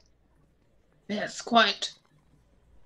Say, So truly, you have no idea where I might be able to find Reverend Michael Thomas? honestly, I would not have any idea where this reverend is. And this time, Well, what were you saying? he does come across as he's telling the truth. He does also say, these bodies, were they civilians, parishioners, clergy? They had on some sort of robes, so some sort of clergy, I would think. I didn't recognize them though. But I wasn't going to look at it. Don't worry, I didn't touch anything. That's very important. We don't interfere for crime scene. Thank you very much for that. Otherwise, I'd have to be arresting you as well. Although I don't know if you're responsible for their death if you're saying that they've been there for a while. But I would have been a child. well, They look so old. Well, at least they weren't parishioners or or the general populace. Although you say they're not children. Mm-mm. Oh, and you didn't see any evidence of children? Any evidence of anything else? Foul Are you play? so- I wasn't looking around in the room where I got hurt. So just where I describe fell. the room. There was a doorway with stones in front of it and a cupboard with 2 bodies in it. And that's what I got. And nothing else in the room? There's a Not bed. that I saw. There was a bed. Oh, yeah. And the size of the bed, was it like for adults, or was it for like children, or was it? It was an adult bed, right? Nope. No. It was small. He seems to be fishing specifically in an area here. Yeah, I was about Yeah, to be like, and you that's what I see- say. I say it was small. And again, you're the only one that can read it as more than the others, but yeah, he's certainly fishing for information. He knows something, and he's certainly fishing for something. And even when he said that, like, that if they were parishioners, that he seemed to be very Yeah. careless if they were parishioners. I noticed. Yeah. Why are you so interested if there's children in here? You seem very concerned about that. If you knew nothing about it, and why would you think there'd be children? Well, the death of children, that'd be far more tragic than maybe adults. And yeah, no.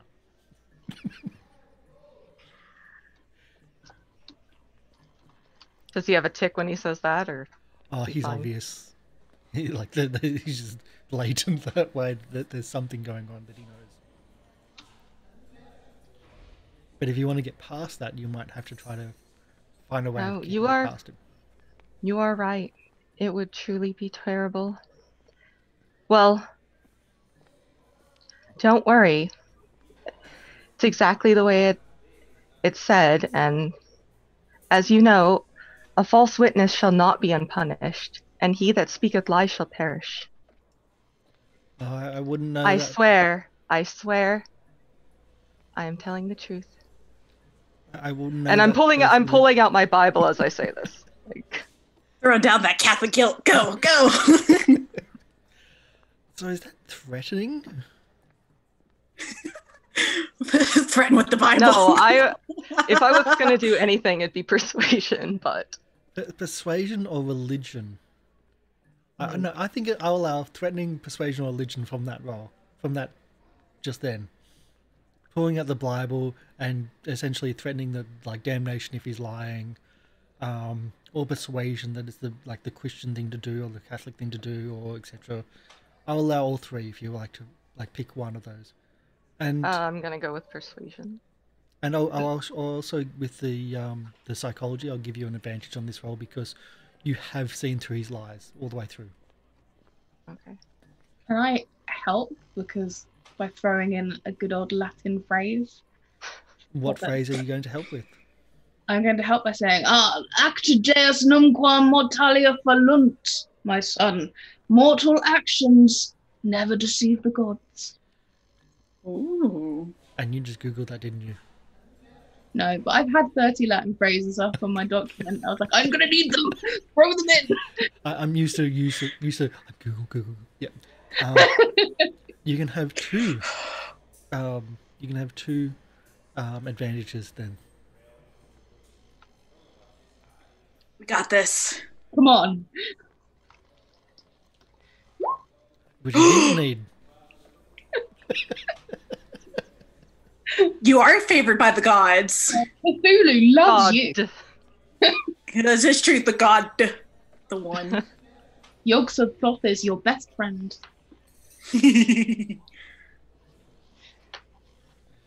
Okay. I should have worn my Cthulhu shirt. Sorry. I do like to dress up for this one though. Whoops. Ooh. Where am I? Let's give you this information, because, well,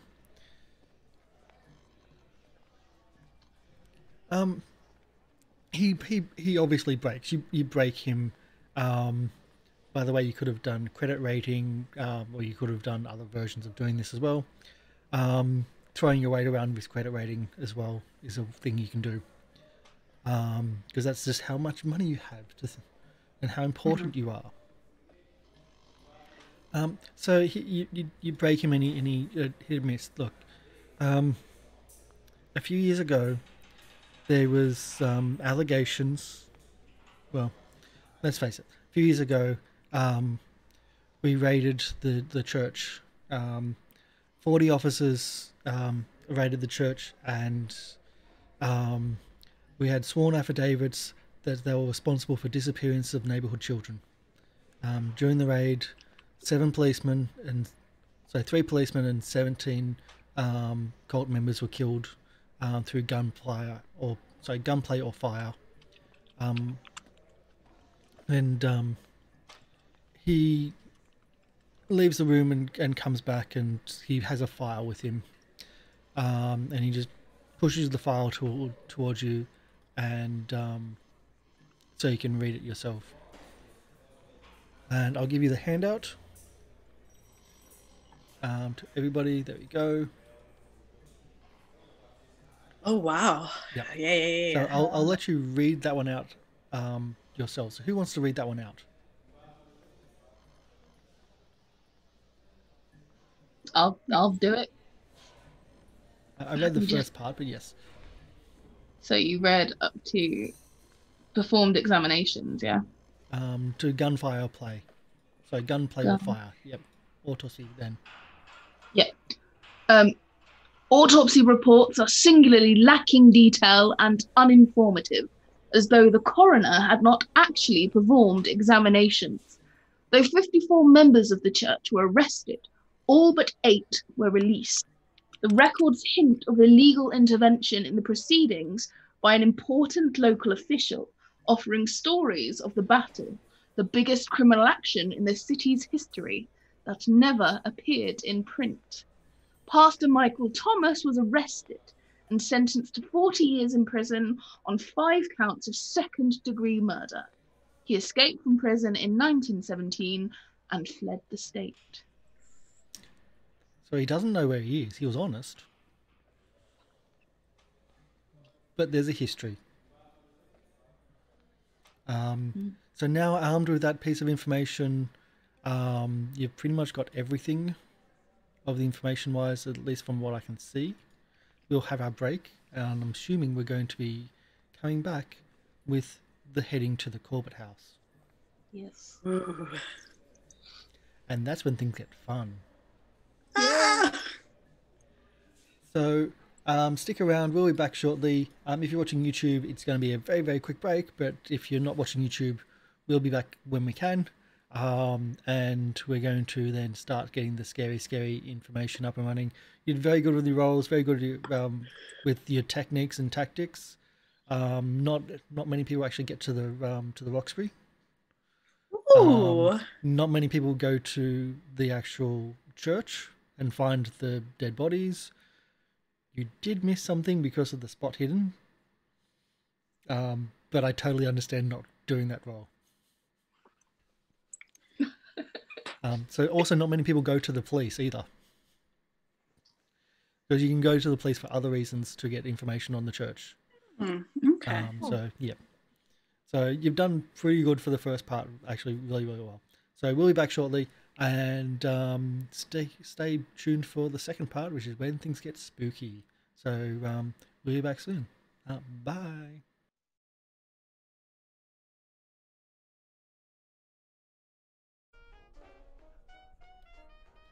Hello, welcome back to the channel. My name is Carson Goblin. Thank you for sticking around for our break. If you're on YouTube, that wouldn't have been a very big break at all, but let's get back into the action. We're heading to the haunted house, or the haunting, also known as the Corbett house, depending on which edition of Call of Cthulhu. So here we are, we're back, we're unmuted, and we're ready to get into the scary scaries of the haunting.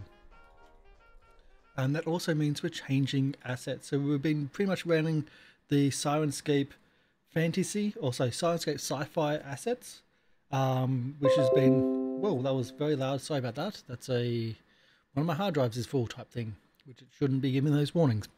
We've been doing the the Syrinscape Sci-Fi assets for pretty much all the previous stuff, using bits and pieces of the actual Mask of Nyarlathotep release, as well as other bits and pieces as well.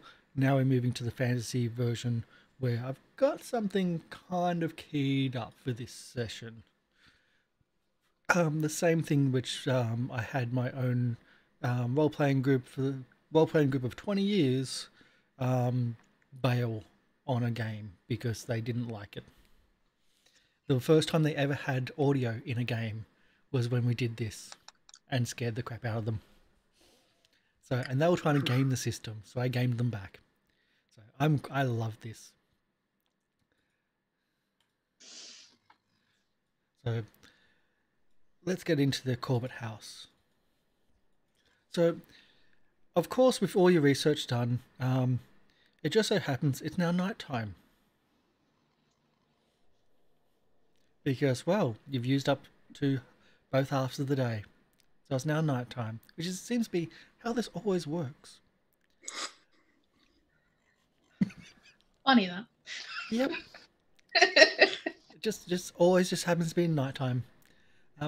So the brick building, the Corbett house is located on what seems to be a normal street. The old brick building is overshadowed by taller, newer office buildings on either side. The house fronts the street. There's a small little path on either side of the house that seems to go to the backyard, or at least goes to the back. The house is a two-story house, where the ground floor is normal size and the next story up is just a little bit smaller. So it's a little bit off and a little bit smaller. And just looking at the house, when you have a look at it, seems to be unnerving how the house itself just seems to hide from the shadows of the other buildings around it, and just hide from everything and hide from your view. Yet this is what you're actually wanting to see. It seems to hide within its own shadows. As you approach the house, I'll actually give you a photo. For those that have been watching all this time, that's the cover that we're using. There we go. Oh. So that's a photo of the house. Ooh. Of the front porch. Hmm. And let's move you onto the map. There we go.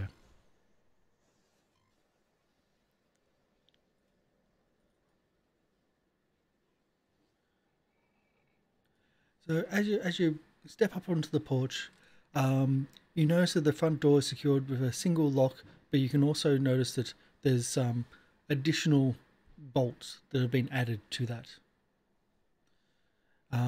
You do have a key, but you're standing on the porch. All the windows, you can see the window in the there's a single window at the front of the house, and there's a thick curtain that covers. You can't see anything inside. There's no lights on inside either.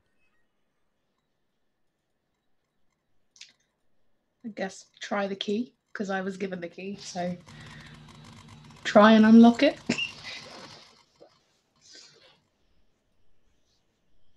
I'm trying to get some more. So that's me trying to get some audio working, and it's seeming to be resistance. So you put the key into the lock and you start turning, and the door unlocks, but you can see there's other bolts. 4 other bolts on the door itself. Like it's bolted from the inside? Like someone was really into security in the 1920s, which is not really a common thing. Well. And yes, bolted on the inside, maybe. Would there happen to be like a welcome mat, or like conveniently place a rock beside it, maybe just to tip it and be like, "Is there another key?" Rain boots. Ooh. As you look down, there's a dark stain where a welcome mat once have been. Also, an imprint where you can see like that dark stain have a lightness, the shape of a key, but both are no longer there. Oh dang! But Like, on the confess it. outside, the shape of the key is the same shape as the key that you have. Oh, okay. Should we see if there's another door? Should we go round, scope the house, see if there's another way in? Should we go the same way, or should we go into two groups and meet at the back? What do you think, ladies? I see no harm in trying to check the back. I don't see a reason to split up. Okay. I don't either. It's a bit dark.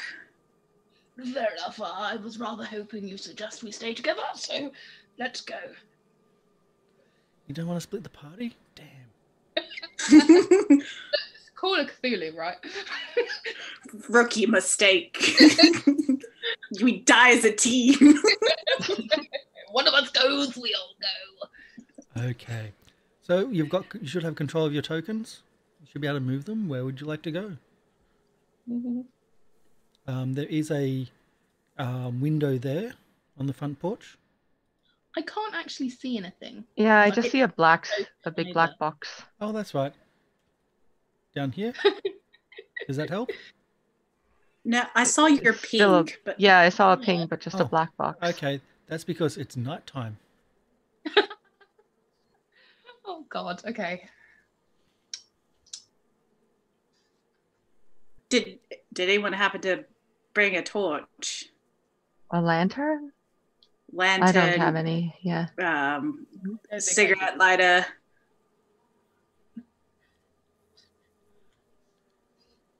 I could draw a lantern on my notepad, but I don't have an actual one.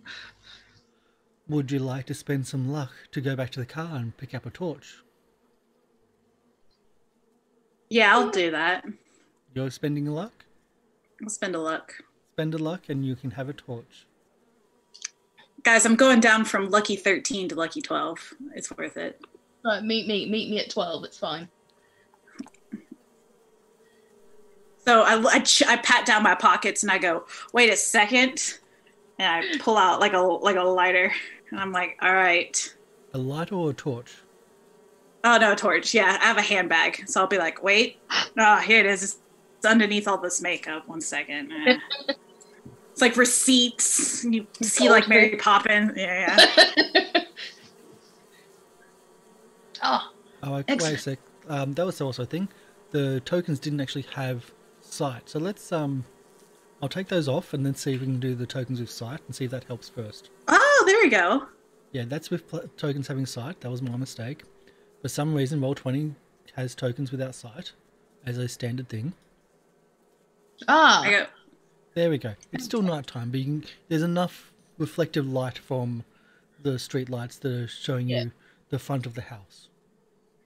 do you guys want to follow me since I've got the Yes, torch? Okay. You lead the way. If you also want a torch, I'll give you more light then. Yeah, since I have the flashlight, I'll just start walking around, and I assume they're just going to follow me. Yeah. Yeah, so you're radiating just a little bit more. Yeah. I'll be like, oh, going around the corner. How unkempt is this place? So it looks like it hasn't been touched for a couple of years. You can see in the distance in front of you what looks to be a very overgrown garden in the back. Even now you're going through, you shouldn't be able to go to there. It should be, keep that depth. I'll just change that. That should be update on drop and force. No, should be right. Okay. What is this like protrusion? So in front of you is what seems to be a side door. Ah. I'll be like, here's the back door, at least side door. Give it a quick jiggle. You see another single lock, which looks to be the same as the front door, but again, multiple other locks above it. Another dead end on this one. I wonder if they want to keep people in or out. Well, I'll just keep. does anyone live walking. here? There's no windows on this side of the house, but you haven't seen any light on. I mean,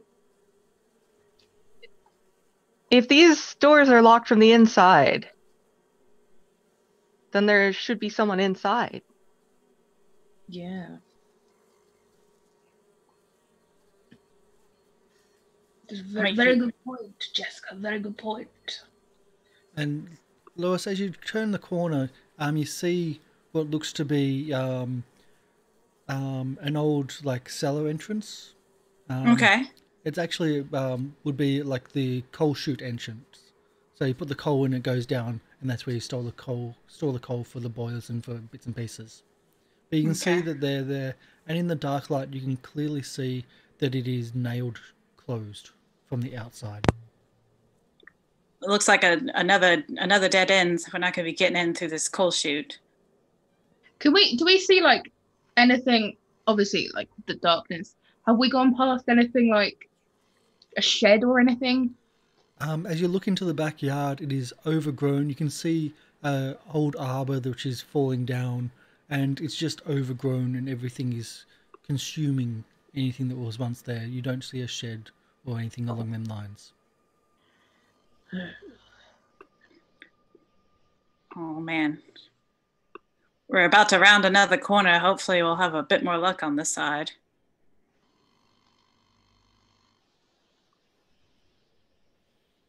So As you walk back to the street, you can see a few windows facing this direction, but no other doors. Could I? Dang. I go, Professor, I don't think there's a way to get in unless we want to jimmy a window. Or we could try to unlock some of those deadbolts. But how exactly would we do that? I mean... We have permission to be here, right? Yes. My friend, yes. We do. I have the key. I mean, brute force is how burglary is normally done. And they didn't mention the locks. Why? No talk of any locks or deadbolts other than what you would find on a house usually. So I'm gonna keep walking. And is there a window that's busted in when I walk past them? No, the windows are not busted in. They are sealed. They are closed, and you can't see through the windows. There's no light coming from the other side, but each of them have thick curtains blocking any entrance or any views inside. When I get to one of the windows, can I try to open it? Try to push it up to see if it's unlocked, or just see if it's unlocked? Yes, you can try to do that. What roll would you like? As you try to jimmy it up, as you try to just slide it up, can I get a spot roll, actually? Oh, I spot. Let's see. Now, I see spot hidden. Spot hidden, yes. Now, generally this will be a disadvantage, but you are the one with the torch. Oops, I've got myself a failure. A failure. An 86 is a bit high. You fail to notice anything as you try to jimmy and try to push the window up, and it doesn't seem to work. Yeah, I don't think we're going to be able to get to the window. I think the only way is first to bust down that door. Which one do you think we should attempt? Well, I mean, and I flex a little bit, a little. And you see, there's actually a decent bulge of muscle. I mean, I've been an engineer lifting things and fixing things is kind of what I do. I'm pretty sure if push comes to shove, I can give a good shove. Well, And as long as I'm not going to get in trouble for jimmying this door open, I don't mind. okay, curriculum. Let's go for it. All right, so I guess I'll circle back around to the front, Mm-hmm. and I'll have him in tow with me. You don't think your friend will be mad? No. I'm sure if he knew about the deadbolts, he would have warned me.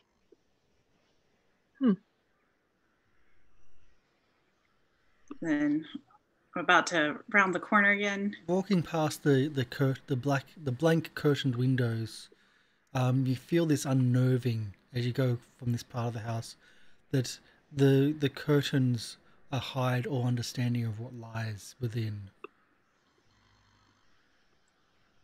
Oh, And can I get a spot with disadvantage for the other two as they pass the windows? Sure, Sure.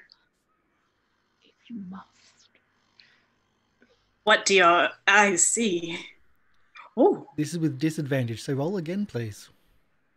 oh man. Roll the D10 again. So that, I'm guessing, is an 80. Yeah. So that's a failure from Wentworth. And I have to roll a second time? Yep. So you can roll a second time or go to the dice on the side and select a D10. From the left-hand side. 1d10? Yeah, 1D10. Oh, because I had rolled before. Yeah. Ooh. Okay, Ew. so this is with disadvantage. So you either get a 3 out of 50, but with disadvantage you get a 13 out of 50. So you still notice as you're passing the windows, it's like as you're passing the windows and just like looking in, trying, just checking, you get this unnerving feeling. Your outfit just catches on the windowsill, and as you're unpicking it and trying to get free, you notice that the windows themselves are actually nailed shut from the outside.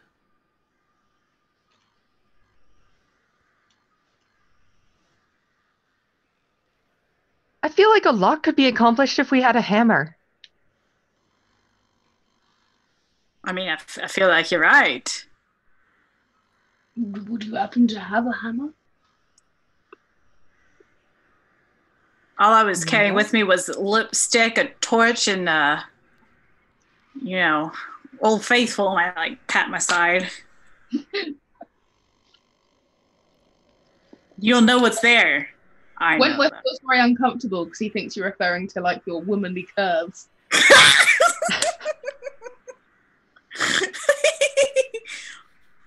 Fair enough. I go, if no one's got anything to jimmy open a window, I can try to just brute force this door.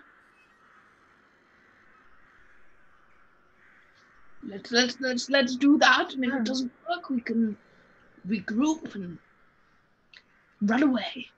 All right. So the door. So it's basically like little chains, or what, like holding. So 'Cause we there's other locks. So you've got Okay. the key for the front door. That's one thing, but there's other, as in deadbolt style. There's like they've added more locks to this. Okay. So I could try. You could try picking the lock. I The can. locksmith. I don't know how much skill you have in it. Or you 21. Can just try, oh wow, that's actually quite impressive.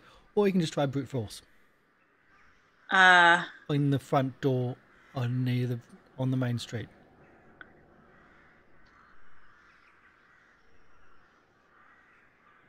I'm gonna try to locksmith it real quick. Okay. One sec. And I'm going to reach up and undo this. Like, would this help? It's a hair clip. It says hair clip anyways. I don't know if they mean hairpin, but I'll give you an advantage for the hairpin, a hair clip, yeah. Excellent. I go, oh, that's mighty helpful. When you see me like, like straighten it out. I go, here, someone hold this light while I do this. And you start jimming the lock and start working. So roll once and then roll a d10 off the side and see if that helps. Okay, so not a good start. But you need to get a 0 or a 1. No! 90. Ah, That's one lock. There's others there. I go. So that The only other thing I could do is maybe. the more you unlock, will make it easier to break through. Yeah. I go, is anyone else good with locks? No. I have one. No?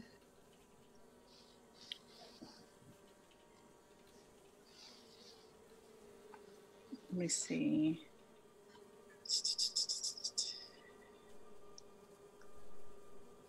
So you're gonna try to unlock the others, We could try going in a window. or break a window. It's true. If it really comes down to it. I guess.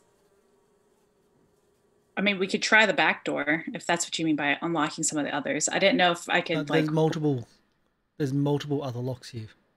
Okay, then I'll try another lock. So you've unlocked the main front door, but there's other things here which are going to impede you. The more you can at least unlock, the less force it's going to take to break it. Okay, I'm gonna be like, here, just angle it down a little bit with the light. I can't quite see here.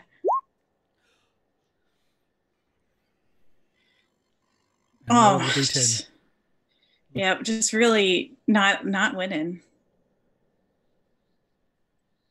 Okay. So you've unlocked the main door plus one more, and I'm just going to check how many. That'd be 12. I don't know how many locks. Oh, okay. I think that's it. So you've only got one, essentially a deadbolt that's protecting the door now. Would you like to Okay. try to bust it open? I'm gonna rough and tumble that door. Okay. Is anyone going to try to help, or what is the others doing? You are on the main street. Yeah, currently Wentworth was like not looking and was kind of whistling and awkwardly looking around to see if anyone was watching. Yeah, Professor, I'm about to make a loud noise. Can you keep an eye out? Yes, yeah, of course. Because I Yeah, don't think I would be any help, so. Gotta tell you, my father would be pretty proud about this. So, what role is to Strength. bust down door? Straight up strength. Oh man, Strength. I'm so strong, guys. I'm gonna say that, and I'm about to fail it. Oh!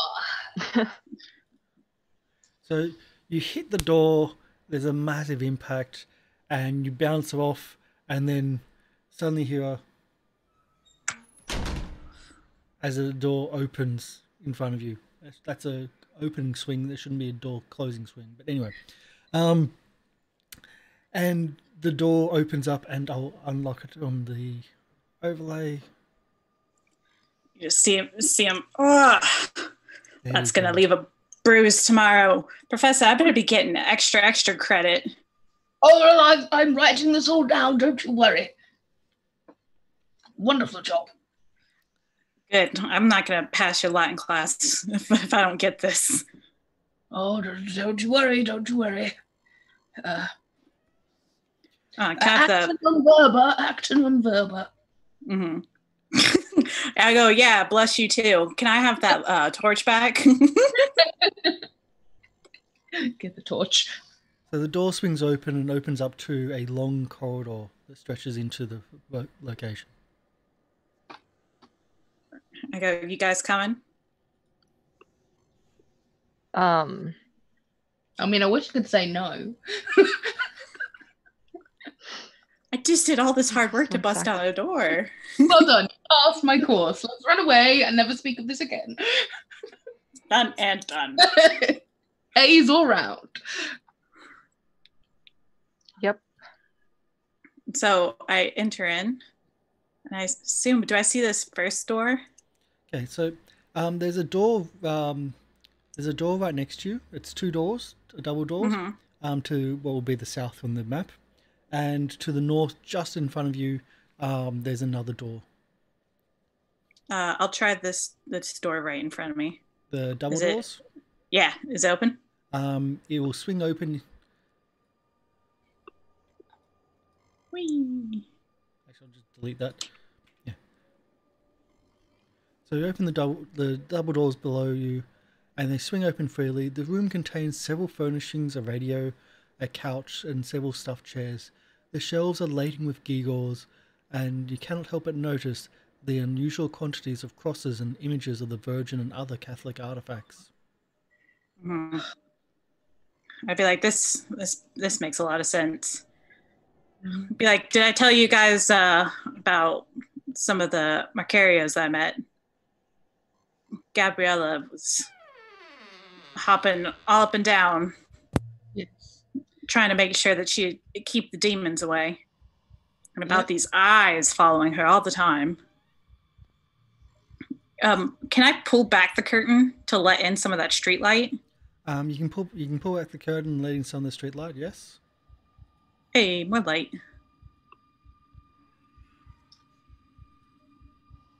Is there any of the words that are written or any passages on the wall that remind me of what she had said earlier? No, but there are like the images of the Virgin Mary and etc. on the wall. You can see further down into the next room. You can actually see what looks to be a dining table, a large dining table that. Yes. Do we see any eyes drawn on the walls? No. Believe me, I will tell you that when that happens. So, looking further into the house, the next room is opened up from this one, and a large dining room with mahogany table, large dining room complete with mahogany tables, built-in sideboard, and 7 chairs. 3 places are set and unused. Scraps of rice and rot in a tureen on the table. Could have at least cleaned before they shut this place out. Yes, quite. And further again into the next room, you can just start seeing what looks to be the kitchen.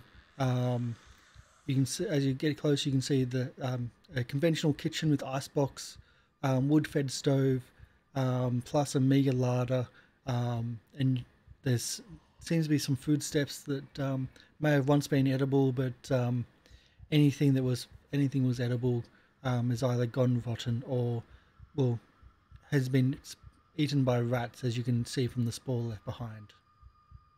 Okay. Then is this do I see this set of stairs? You shouldn't be able to see the set of stairs. That's the back of the stairs. Oh, I don't know. It's showing it for me on my overlay. Okay, that's That's probably how I did it. But yeah, that's the back of the stairs. Oh, okay. We should continue to check out the rest of this place. Yes, quite. So I'll move back in towards the main corridor.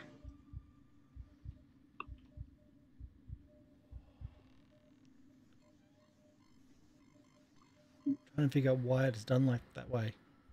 I don't know. Yeah, it's odd. Yeah, it is a little bit different, but yeah. I'll start heading into this room. So that room to the north, switch to that. That room to the north is the mud room. You see coats hanging on the wall, galoshes, hats, umbrellas, several bags for the coal in the living room's freestanding stove here.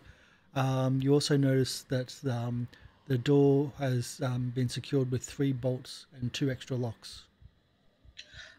May I suggest that we unlock this door just in case we need to make a swift exit? I mean, I'm all about a quick getaway. Don't want to be nabbed by the capos. So I'll start. Sounds good. So the locks move. There's no issue with unlocking them from the inside. Excellent. But I'm assuming you're keeping the door closed. Yes. Yeah. Just in case. Go. All right. We'll keep on exploring. In the next room down the corridor, seems to be a storage room. Contains furniture that might be that seems to be being broken up into small pieces about so big.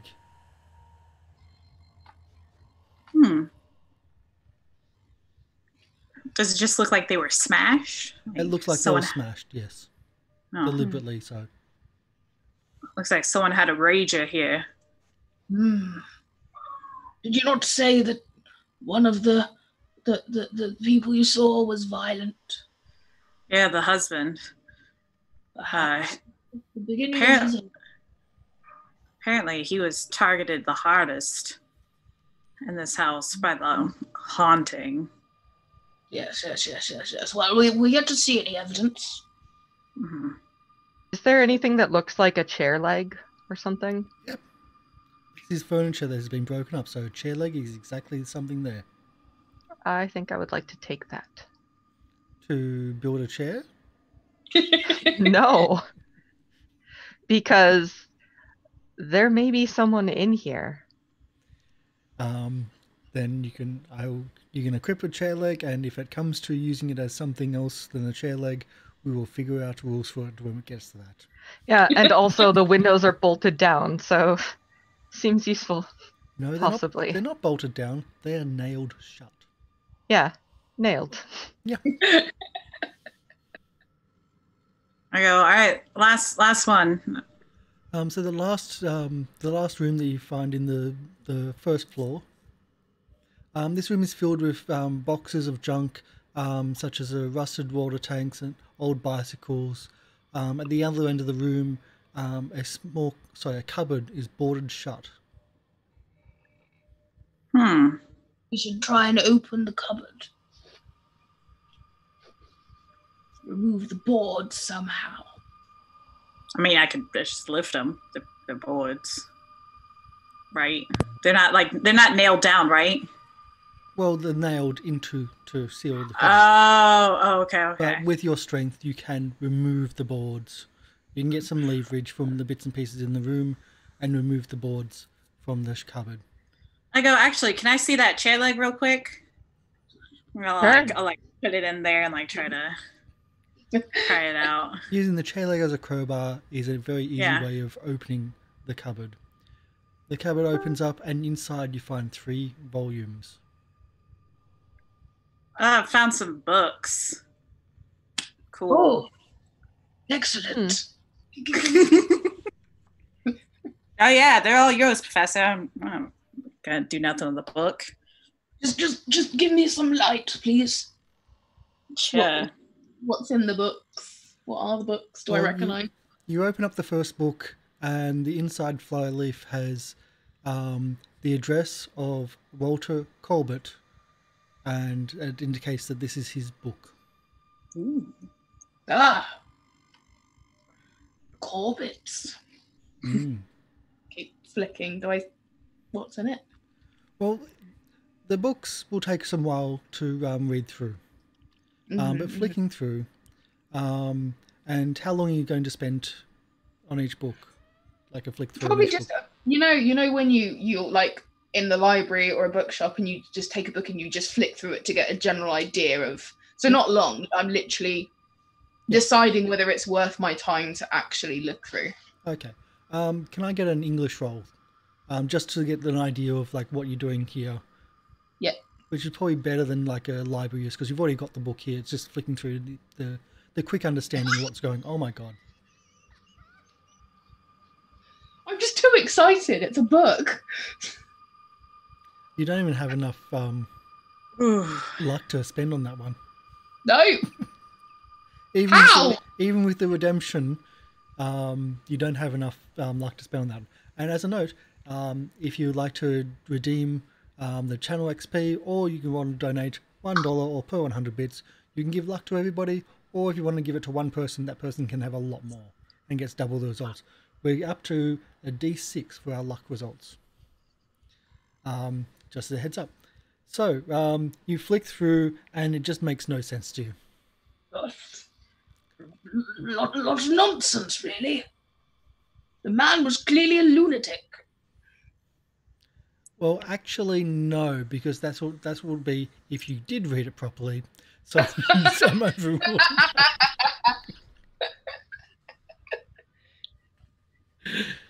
I was like, Yep. yeah.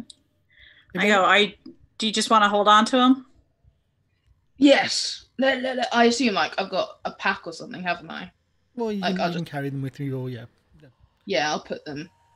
Might need to use my hands. Someone else can read them if you want, but that's yes. I say since Louise was like holding the light, she'd probably be looking at it too, just because line of sight. So I'll give it the old college try. Yep. Because you're not in control, I would say. So there's a way of doing this. You can either have disadvantage or you can do half skill. Which one would you rather? I'll do disadvantage. Okay, because you're not the one in control. You're not able to pause, and the professor is going through faster than they can understand. So this is in English. English, yes. Okay. So the first one's a success. But we have. And then with the disadvantage. Yep. No. I just realized what that penalty, when it says down penalty bonus, that's where we click on to do. Oh, okay. So penalty, that's what it would be for the second one. Okay. But you have the same thoughts that it's just not interesting material as it's passing by you. Yeah. Yep. As a book. All right, we can keep on going through here. I'd rather speed this along. This place kind of gives me the heebie-jeebies. Oh, I quite agree. Mm-hmm. Put them in my I have no problem with that. I'll also go, thanks for the leg. I'll toss it back to you because I don't want to carry around the chair leg. Sure. I might throw it a little too hard. So as you throw the leg back, you hear something from upstairs. I knew it. Did you hear that? Yes. There's someone here. I mean, it could also be the wind. I mean, But a drafty. A nailed shut. I mean, places like this are drafty. I mean, it's clearly not been taken care of. You've seen the state of their larder. Yes, it's clearly either the wind or there's somebody here. Well, we'll find out. It's, I guess. I would rather be safe than sorry. What would you like? I will bring the rear. Valiant, Professor, valiant. You see, I'm nearly 60. you see me go, there's always a reason why it's a lady's secret. And you know that gif from the Emperor's New Groove where she's like raises up the leg, like the dress a little bit, and they're like, ah, a little bit more. Also, there's the knife. pulls out their switchblade. I go, well, no one's gonna be messing with us. So switchblade in one hand, torch in the other. Yeah, dual wielding. Yeah. Maybe like what the Coths do, like, the procedurals, just like knife this way. Yeah, there you go. Like proper wield. Oh, yeah, there you go. Proper wielding. Yeah. Jab one way. Okay, that's a new way of fighting. That's who knows? It could have been anything in the 20s. It wasn't documented. It's It's the old Rousseau family technique. My father taught it to me. His father taught it to him. Yeah. And passed down our line. Night fighting. So I'll start walking down the hallway. It started off with a lantern as the initial, and then it's Yeah. Now it's converted to the torch. Truly, technology has really done wonders for the technique. But before that, it was a torch, an actual lit torch. Yeah, a torch and a dagger. Now we've got switchblades, switch braids, and flashlights. Mm-hmm. So you get to the end of the hall. You're getting close to the end of the hall. You can see that there's stairs to the north, go up, and there's a door that is also at the end of the hallway. Do we want to check out this door first before heading upstairs, or Well, do we... I fear if we stay too long, whoever's upstairs will hide. All right. I mean, I'm okay with moving up. All right, up the stairs it is. So I'll start moseying my way up. Yep. I'm just going to move you to another map, so just bear with me.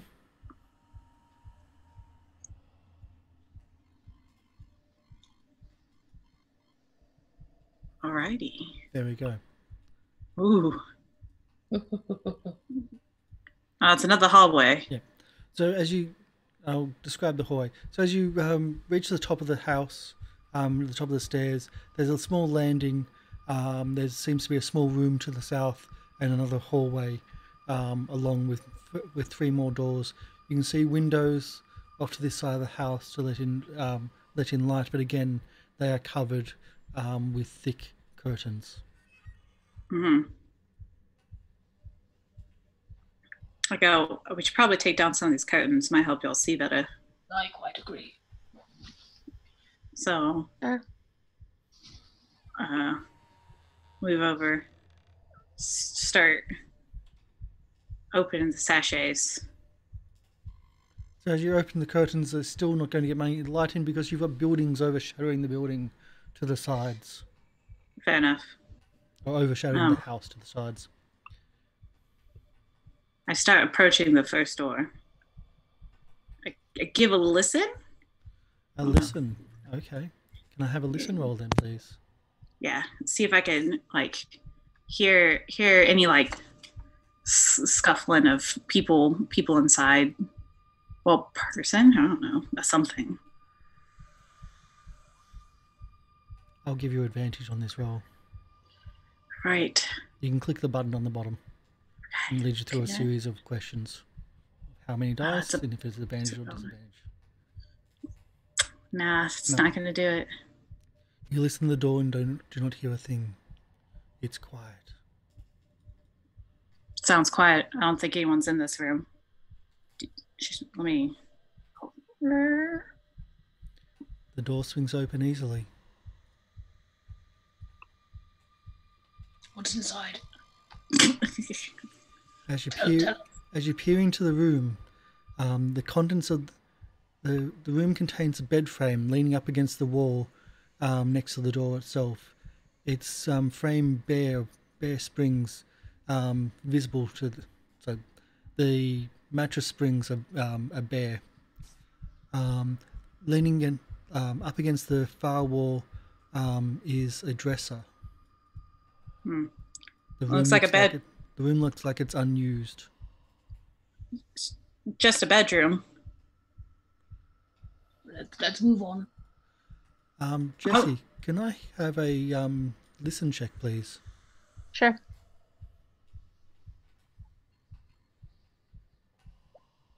And would you like to spend your luck? It's only 4. We've had this discussion before. Yes, I would. Okay, so you pass your listen roll. As you're saying "let's go," and you walk past the room, you hear something scratching the window.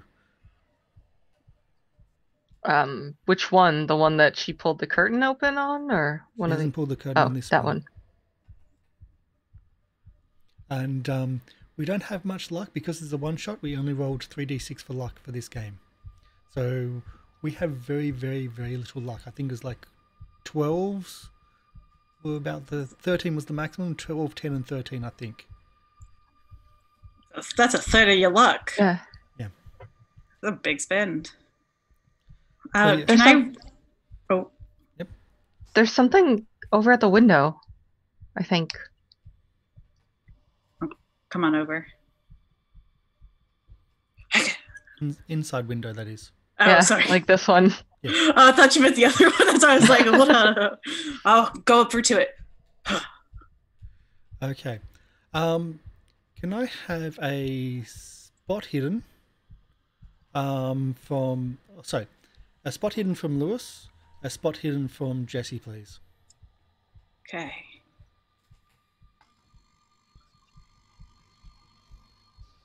Not gonna cut it. Okay. So, Lewis, as you're looking at the window and you're trying to see what's happening as you move the curtain out of the way, you're oblivious to what Jesse sees. Well, actually, what Wentworth sees first, but can't react in time. Jesse, you spot, and can I get a jump roll, please? Sure. You spot the bed fly across the room, and you jump out of the way of the bed as it hits Lewis and throws her out of the window. Good Lord! Oh my goodness! Oh no! And the victim, in this circumstance, takes damage.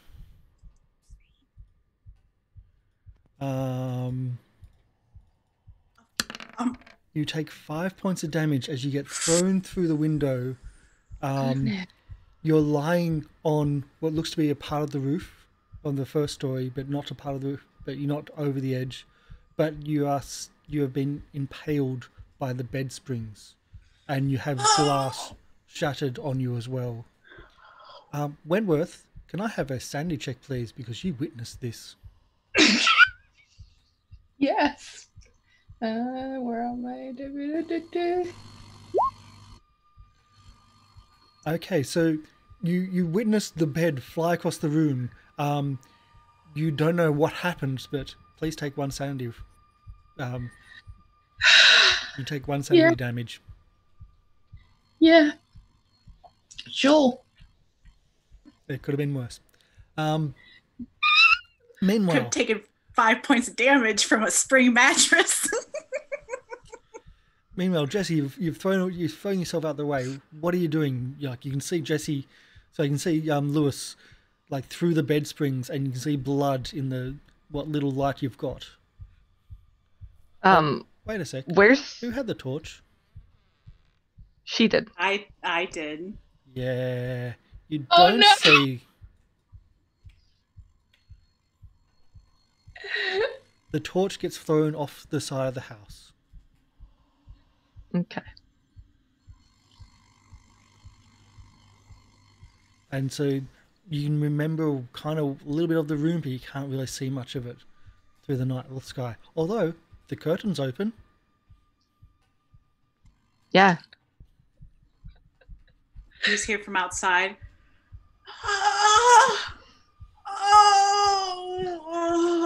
I'm going to run over and lean against the wall and peer my head outside. You don't know. Lois! She's right there. She's at the other side of the bed springs. Impaled. Yeah. So Don't worry. We'll get you taken care of. Is there a way to remove myself from these bed springs as delicately as possible? I don't know. What do you want to try to do? Actually, what is your plan? My plan is I'm gonna look. Take assess. In Call of Cthulhu, it's more of a case of you describe what you're going to do, and then we work on what role we use for that. Okay. What I'm gonna do is I'm gonna look over to the bed.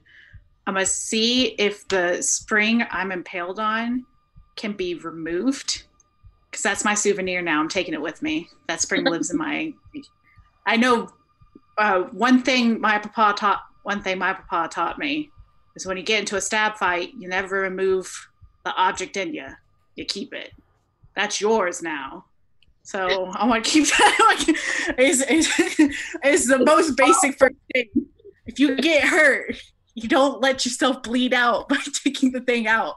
So I'll see if me in the spring can vamonos. I know DK Wirecutter's with you. Oh, that's true. I don't have any wire cutters with me. I didn't know if it was decrepit enough that I could Steel takes a long time to become decrepit. It's true. It's true. Especially springs. They're meant to be solid. Wentworth, can I get a spot, please? Oh.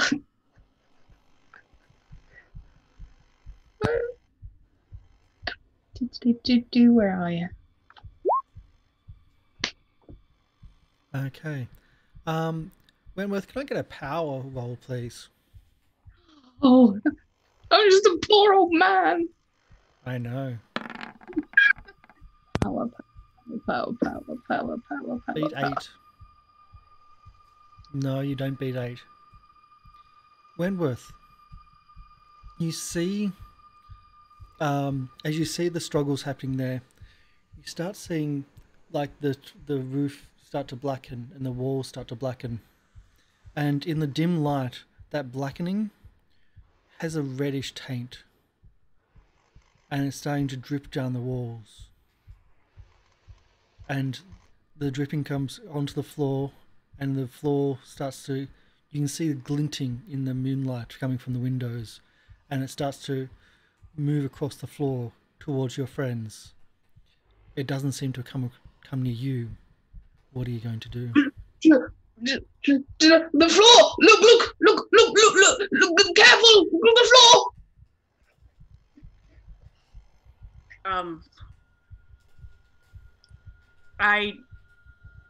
Do I see anything if I look at the floor? You see nothing. Actually, I probably would have also taken a step back and like. Yep. Can I get a sanity check, please? You have just seen the walls bleed, and that's a failure.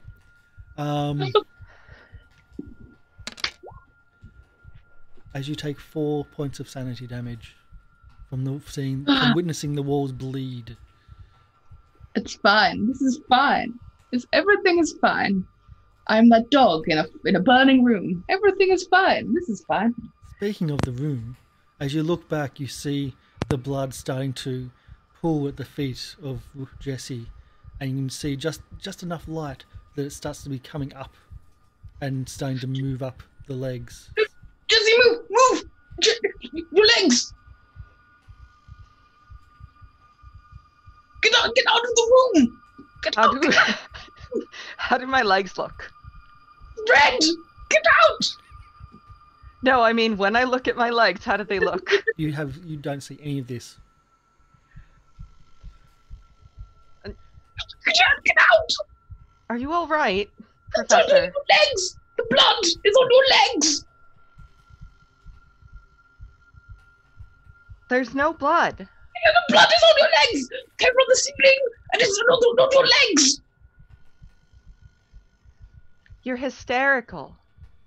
It's okay. Just breathe. While they're having this moment. While that's happening.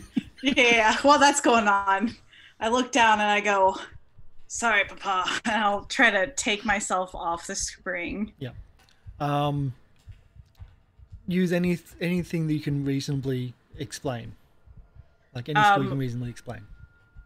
I would probably say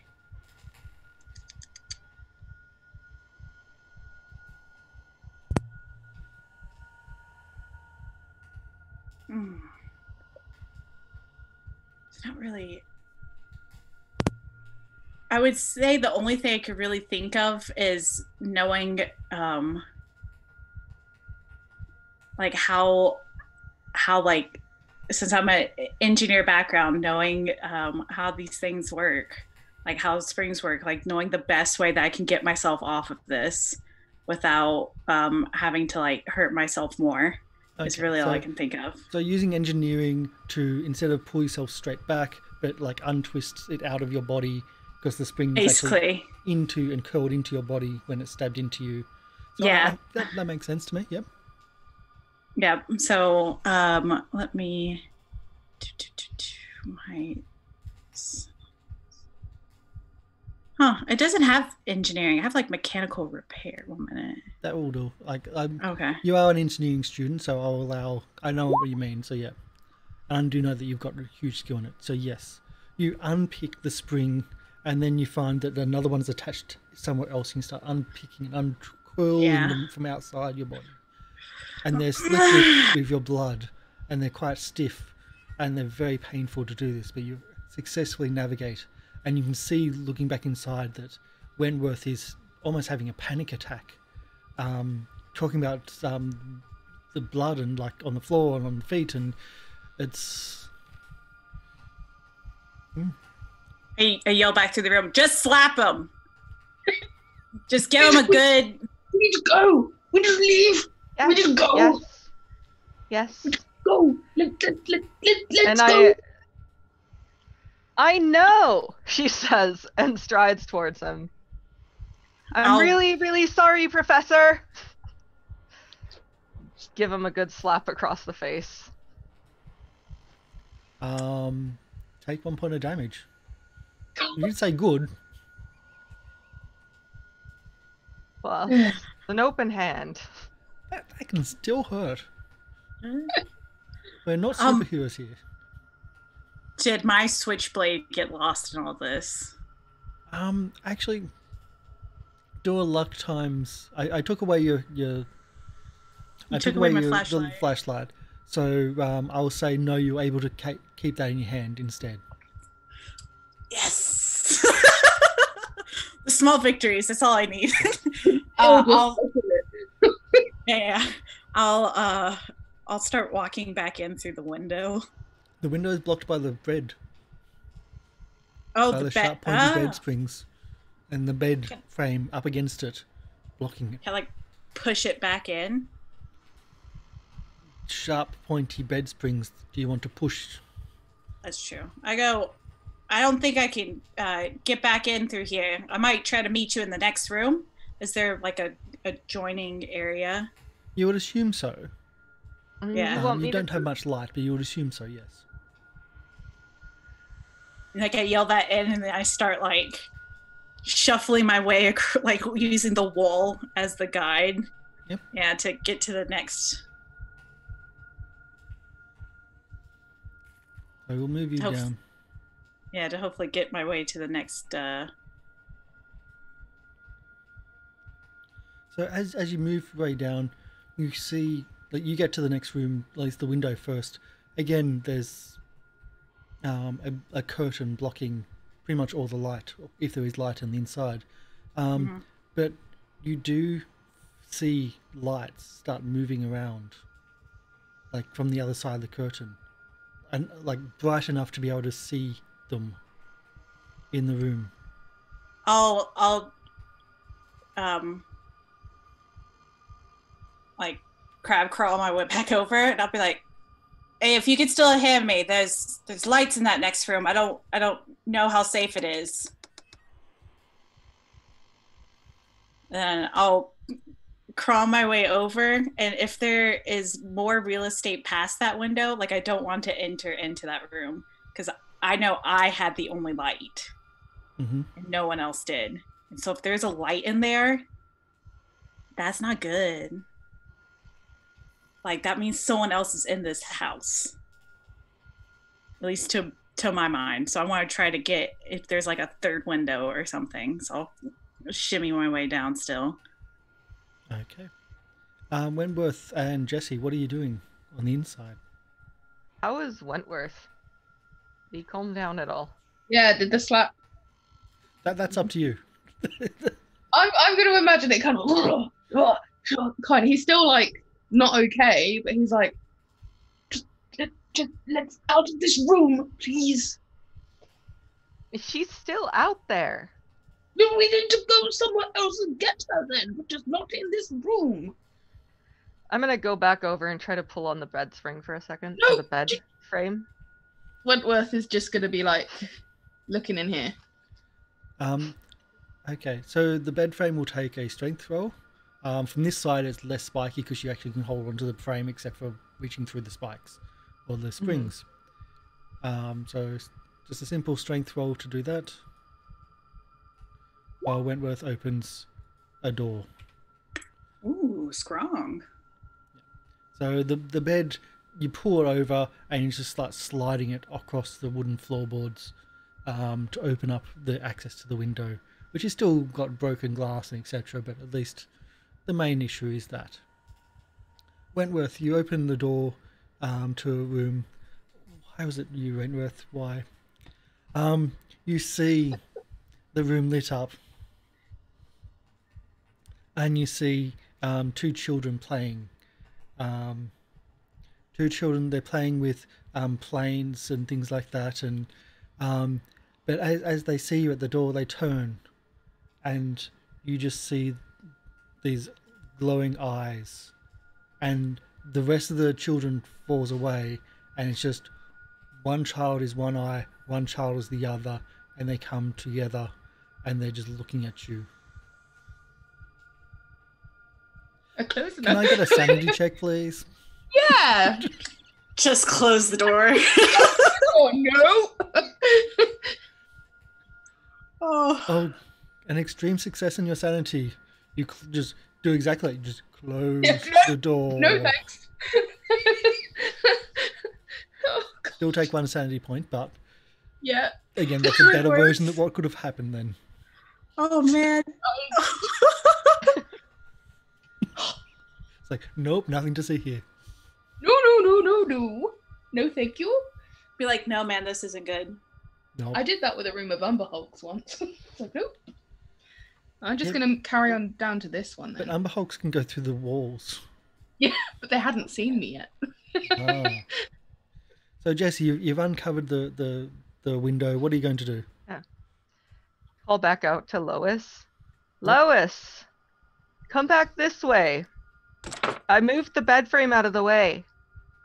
Would I hear that? Yep. Then I'll start. Do my crab shuffle all the way back down. Question is, does Wentworth hear that?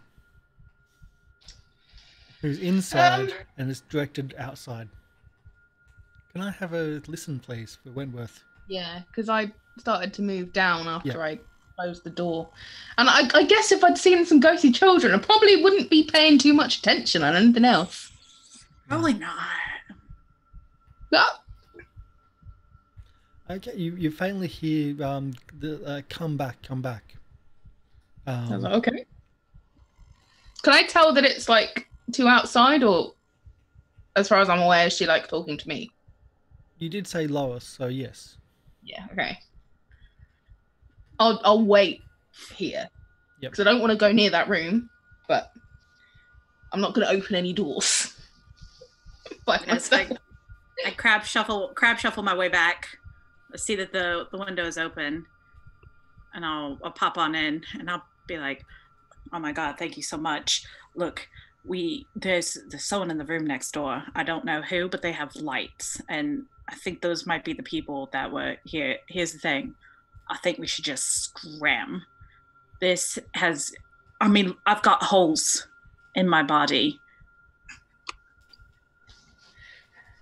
Like I'm bleeding. We should get you. And we have no light. I think there's nothing else to find here, and I think we should just go." That's a good idea. We can always come back tomorrow. Get you patched up first. Yeah, no, I don't know if the professor's in the room. I'll be like, "No offense, professor. No amount of passing your class is worth losing a life." Jesse, The professor's not here. as you go out there to the hallway, can I have a power check, please? Sure. I go, "Where's the professor?" Power. That's a failure? Okay. It's exactly that. The professor's not there. You look down the hallway and you can't see any doorways that are open. The hallway is empty. Oh no. I don't know. He was out here, but he had some sort of episode. Yeah, I could hear him screaming. What I mean, Maybe he went outside already? Or downstairs? well, yeah. We should just go. Let's go see if we can find him. Well, do I hear him further in? Because I know I can't really see anything since there's not really any light down the hallway, but do I hear him further down the hallway? Why here then? Can I have a power roll, please? Uh-oh. Do I hear them? Well, there's going to be a third one in there. Okay. So you can't really... So powerful. Yeah. Can I get a third one, though, from Wentworth? This has been going really well. Yeah. Oh, you can do it. I'm sending you my juju. Okay. So you feel... Wentworth, you feel something try to invade your head and take control of your body, and you actually you feel this omnipresence just pushing your soul smaller and smaller, but somehow you're able to shake it off. Lewis, you do see the professor at the end of the hallway, a little bit out of sorts. Jesse, you can't see a thing. Like, the hallway is blank. Yeah. Lewis is not even there. You are alone in the hallway. Then I'm going to You go are back alone in the and house. look in the room real quick. Louise or Lois? Lois? No reply. Like, she's not in the room? You hear nothing. Okay. I'll meet you outside then. So I can see Jessie though. Yeah. Yeah. No, She I can just- see Lois. You can see everybody. Jesse can't see anybody. Professor, come. No. Jesse just walked past you. Didn't even acknowledge you. Lois, where's Jessie going? Oh, you're all right. Yeah, we said we would be leaving, but we wanted to grab you. Come on. No, we have to see what's in here. Why? There's something in that next room. I don't think it's safe. You should just go. No. Forget about the next room. We need to look in here first. I promised my friend that I would investigate. You go out with Jessie. I'll be out shortly. Take care of yourself, Professor. I know. Vamonos. Okay. Oops, that was me. Oh, sorry. Wentworth, are you opening the door? Yeah. I'm just going in now. I'm just like. Okay. Academic curiosity, if nothing else. Academic curiosity. I don't go in. I like stand in the doorway. That's no problem. Yep. Let's get the description up. Woo.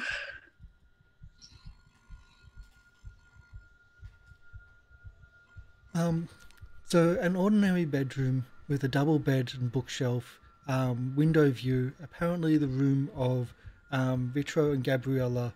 More crosses and many candles are in here.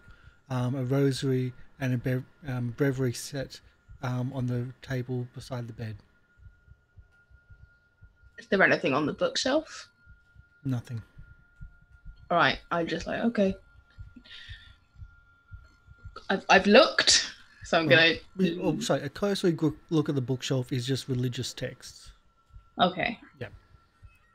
That's not my field, so I wouldn't be particularly bothered with them. Mm-hmm. Yeah, I'm just going to think, right, I've looked, so I can say to my friend, I've got no idea what's going on. Yep. Can I So I'm have gonna... a power for Jesse? Power? Yes, Sure. please. So I'm making my way down the stairs. Yep.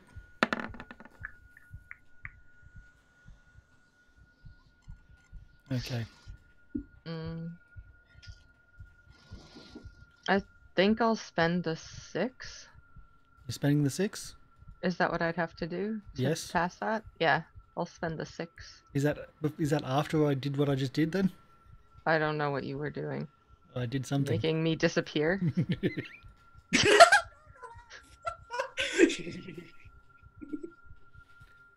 Spend the 6 then. As you feel something behind you, almost pushing you somewhere, but you just shake it off and you keep going. Wentworth, though, all alone in the hallway. This is where Lewis comes up behind you and says, "Look, let's go. Wentworth's going to meet with us outside. You just had to do one last checking." Oh, I can see her now? Yes. Ooh. I'm going to close the door and try and follow them. Can I have a power check, please? No. Refuse. Why? I'm burning through these myself. Wait for it. Okay. Push the roll. Can you push? That's 18.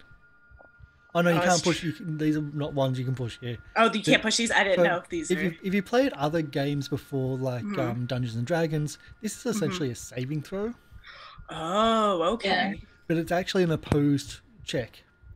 So it's their power versus your power. Oh. I'll give you a hint. Supernatural forces have a lot of power. Yeah. Makes sense. So we're going to do this. Oh. Okay. So, Jesse, Lois, you get to the car and you're just standing there at the car and you are just waiting there. No, I wasn't. After she said that he's gonna meet us outside, I was gonna say, I don't think he's safe to leave alone. He hasn't been acting like himself. I mean, he was just going to check a room. Like, we were going outside because we thought he might be there. Oh no, I saw him upstairs. Like I saw him before I came down here to see you. He said he was checking that third room, and I said, I'm bleeding. But you said there's someone here. Why would we leave him alone? He's an old man. Sometimes the bleeding heart gets you a little bit hurt, and right now I have a bleeding spleen and a bleeding liver. I can't look after everyone. And if he wants to stay there and satisfy his academic curiosities, I want to stay alive. Let's get you to the car. We'll give him a few minutes, and if he's not back, I'll see if I can find him, I suppose.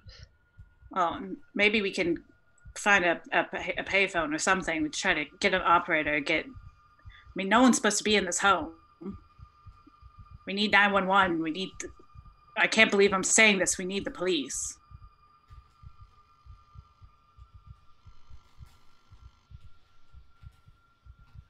So after 10 minutes, 15 minutes, 20 minutes, still no sign of Wentworth. You call the police. The police arrive. They search the house. They see the damage to the front door. You're brought in for questioning to get a bit more thorough investigation. After a night of questioning and a night of the police in the household, they find nobody and nothing.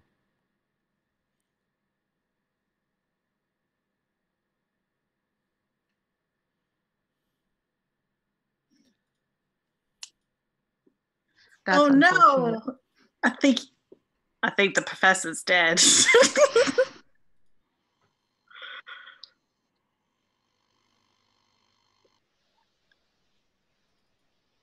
I mean, we can't go back and look for him, can we? And the professor, you wake up at some point. You don't know what time it is. You don't know what day it is. You don't even know what year it is. You wake up to your new master.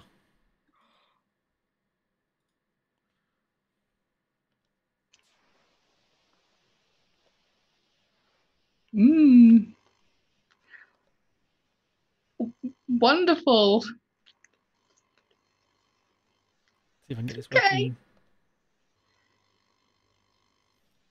A sunken, necrotic, dead thing called Walter Corbett. Knew it.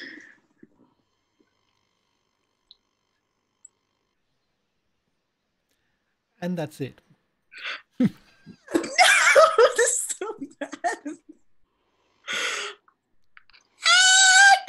we lost the professor.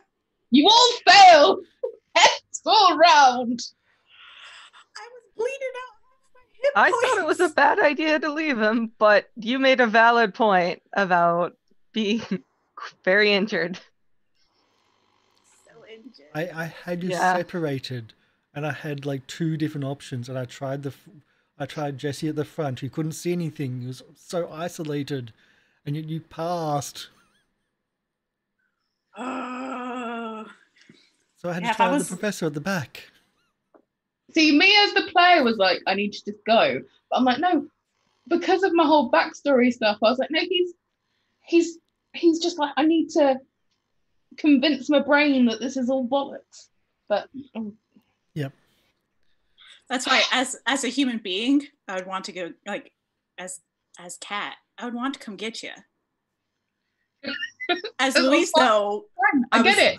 I was I get missing it. part of my kidney I get it. on a mattress upstairs. Leave a 60-year-old man to his death. Fine. Cool. I'll sleep okay, Well, I guess. You've lived a life. I mean, Exactly. Like you'll be fine. Well, there's an unlife of service. It's true. yeah, there you go. So, You I mean, this could is be- kind of a win for you. I thought he was under the house, and I was like, "Oh, he's still in there, isn't he?" Oh. That would be spoilers. Although Wentworth knows where he is. It's true. Yeah. No. Just for me. I moved Wentworth's token. Yeah. Yeah. Can you see it? Like, I don't want to know. Oh no! Yeah. Oh, Got a new roommate. it's your buddy. Yep. It's going to be Boy. the hottest new sitcom. Wentworth and the Corpse. So Walter and Wentworth. Oh, that's a fun one. I'd watch. I threw a lot of power at the players, like at you all here tonight. There was a lot of like the power is like essentially every time that I was asking you to do a power check is him using his magic, and some of them is like some of them were like universal, some of them were single person, but every time I'm doing it, I've got a limited resource of doing that. So I'm as the GM in this situation, I am trying to bet on you getting out of there before I run out of power. I see. Oh, we could have stuck it out. Yeah. No! Yeah. So it's kind of a weird one. Yeah. As we said at the start, it is my job to try to get you out of this place. You try to You scare did good. try to scare the characters. The audio works really well for that. It was so good. I could feel my heart increasing. So It was that's just that actually door. that's from Syrinscape Fantasy. It's called Deserted House. I swear it was made specifically for this because it starts off, and I'll name what they're called. On the creaky porch, a swarm passes. The crows are watching. In the front door, there's a presence in here. What's that noise? Which is the one where there's something happening upstairs. Yeah. Oh my god, let's get out of here, run. And then what just happened? Oh my goodness. Yeah, there you go. That'll do it. Yeah. So they're done really well for this. I really love doing this. As I said, I run this for my friends. First time they had live audio mixing for a game, and they got them, like, they gimped the system. They know Call of Cthulhu. So they had one character who had spot hidden and combat abilities, and the other character who had all the academics and library use, like 80-90%, because they got to make up their own characters. And they knew how to gimp the system. They knew what to use. Mm-hmm. And I was still able to get them to run. And the audio is a big part of that. So thank you, Syrinscape. I think it's amazing what you have and what you can do for a game. So good. Mm-hmm. So I do want to ask, so I'm just trying to change audio so back to the flapper music, so a bit more relaxed. Bring back the jaunty. Yeah. I want joy back. Yeah. So this one's called Shaking It. It's in the Sci-Fi 1920 Speakeasy. Something a bit more cheerful, a bit de-stressing. So I've got to ask, Alec, what did you think of Call of Cthulhu? It was good. It was interesting to split up the investigation and the combat like that. Because I'm more used to like the cycles of the day, so it's like investigation spaced, and so it kind of stacks. Yep. So that was cool and different. And the rules itself, easy, hard? Pretty easy. Like, I thought it was pretty simple. Yep. I mean, I can't say I like completely understand it, but even not completely understanding it, I thought it was easy and fun to play. Yeah. So these are the quick start rules, so they do have more expanded, more complicated versions, but the quick start rules are playable just to jump in, at least from my perspective. They're really simple to jump in.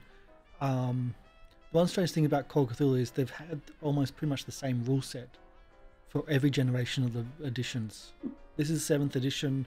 The main change is the bonus and penalty. Having a bonus die or penalty dice, just like your advantage or disadvantage. I probably said advantage, disadvantage because I'm used to 5th edition D&D, and most people are. So that's a new part, and also I think the hard success and extreme success. Before it used to be just like success and extreme success. So they put another bracket in there. Also, when you're doing the power checks as well, if you succeeded and I got an extreme success, it could have still been the opposite way. Like, you could still lose. You can still lose if they beat you in that. So that can be a bit... so, Hammy, what... Oh, sorry, I'll ask Kat first, because Hammy's the Cthulhu person here. Well, you are. I need to pick your brain. But Kat, what did you think? Ooh, I would say, I know, right? That's just the done summary. I mean, I've played a couple of different like Pathfinder D&D, and I think there's something a bit more raw about a Cthulhu game, where like the other ones you are a hero, and this one you're a human and you've got to survive. Yeah. And like just coming in barely attached to the character, again knocking out half my hit points out, knowing that like we're wanting to go like and finish the game, I was still like, no, we gotta go, like this is So I think there's that like just raw aspect to it, as well as like it's a different level of fear too, because like I've listened to some Call of Cthulhu podcasts, but I thought I knew what I was kind of getting into like for playing it, but I don't think it really even prepared me for like that. You're in this moment. This is your decision. You're at the like behest of this dice. You have luck, and you may or may not make it. And I'm just like, ah. Yeah. But I liked it. It was great. There's always a difference between watching something or being inside, like watching a story or reading a story or being inside the story. And yeah, Call of Cthulhu can really draw you in. Got me good. Yeah. And sorry, also, and welcome to the channel. Thank you. So I didn't do the welcome for Alec. You were here last week, so you've had at least one show here. But welcome to the channel. And for Hammy, what did you think? I really liked it. I really liked it. Yeah, I liked the fact that, unlike in D&D where you think, well, if I go down, someone's gonna heal me or whatever. Whereas this time I was like, no, I've got a finite resource and I have to think about it carefully. And I like that you also technically had 2 finite resources, because you had your health, but then also only I chipped away at my sanity, but you had that to think about as well. I was trying for the others. Yeah, just me, just the senile old man. The idea was to get the window from the outside. Yeah. Not from you opening the door. Go, because that was already triggering. Like, it was supposed to be for the person from the outside triggering that one. So it wasn't aimed at you, that one. The kids. But yeah, from like a Lovecraftian point of view, he wrote a really famous essay called Supernatural Horror in Literature, and his big thing, like his big main like theory and ethos for writing, was that the idea of like a creeping dread, and his characters might not be scared, but he wanted the readers to be scared. I think the game did that really well. Yeah. Even though our characters were probably scared, we were also like that creeping dread of, and I think the music did help, but little drops here and there of, well, that's not right. And even the fact that, the deadbolts, okay, fine, but then the windows are nailed shut. And like, my character didn't necessarily know that until Jesse said, but as a player, I'm like, but that's not right. Why would the windows be nailed shut? And the coal chute as well. Yeah, and all of those kind of things. So yeah, it was very good. I enjoyed it. And yet you front load everything with the little bits of information that you get from the investigation at the start. Exactly. I really liked that as well. Then you get like no, this is actually serious once you're actually on location. And that, it feels a lot like a Lovecraft story, because a lot of his stories are written that way, where it's somebody that's searching and doing all this bit, and then like towards the end, that's when you get the eldritch horror stuff appearing. It's the creeping, the building of suspense, and then the bang. Exactly. Yeah. So with the investigations, I only had to go off script I think once. The one thing about how this is written, because this has been written, like this was written a long time ago, and they've used it for quick start rules on many editions. So they've just changed the rules a few times, and the rules are very compatible. You can play a 5th edition Call of Cthulhu game with 7th edition, or you can play a modern version with the other editions. They're very, very compatible. They're all pretty much based off the basic role-playing system which Chaos System runs as their back-end system, which is a D100 system. So this was written quite a while ago, and I like how it was written, where it actually covers a lot of the ideas of where you end up going. I had to like change only a couple things because you rolled really well when there was no more information left. So I was like, well, I'll give you some information in the library, which is like a cutting from the Boston Globe. So I like things like that. Like you're allowed to just like move things around just to make it a bit more finessed. Not everyone, as I say, end up at the police station, but you can actually follow that line through another way to get to the police station. And you could have went to the house to investigate like the street and ask around about the previous residents as one of the ways of trying to track down the previous residents. So you didn't do that, but that also leads you to the Roxbury anyway. So the only time I was off script was actually the hospital. Yeah. I saw not a thinker, but a talker. And I do apologize with some of the locations. There was more information than others. How I run this before is I do a lot of detail in the first location, which is the Boston Globe, and then quicker on the others, so I have less information on those. And it's all up to, like, all the locations are just GM makeup or keeper makeup. So that's my style of detailing the first location, then rushing through the others. So you did the Boston Globe later with one person instead of with everybody, and So it was like, that's why that was more detailed. That's my explanation there, sorry. That's on me. So hopefully you've enjoyed it. I can recommend that there are solo games for Call of Cthulhu. So the solo games are essentially a choose your own adventure.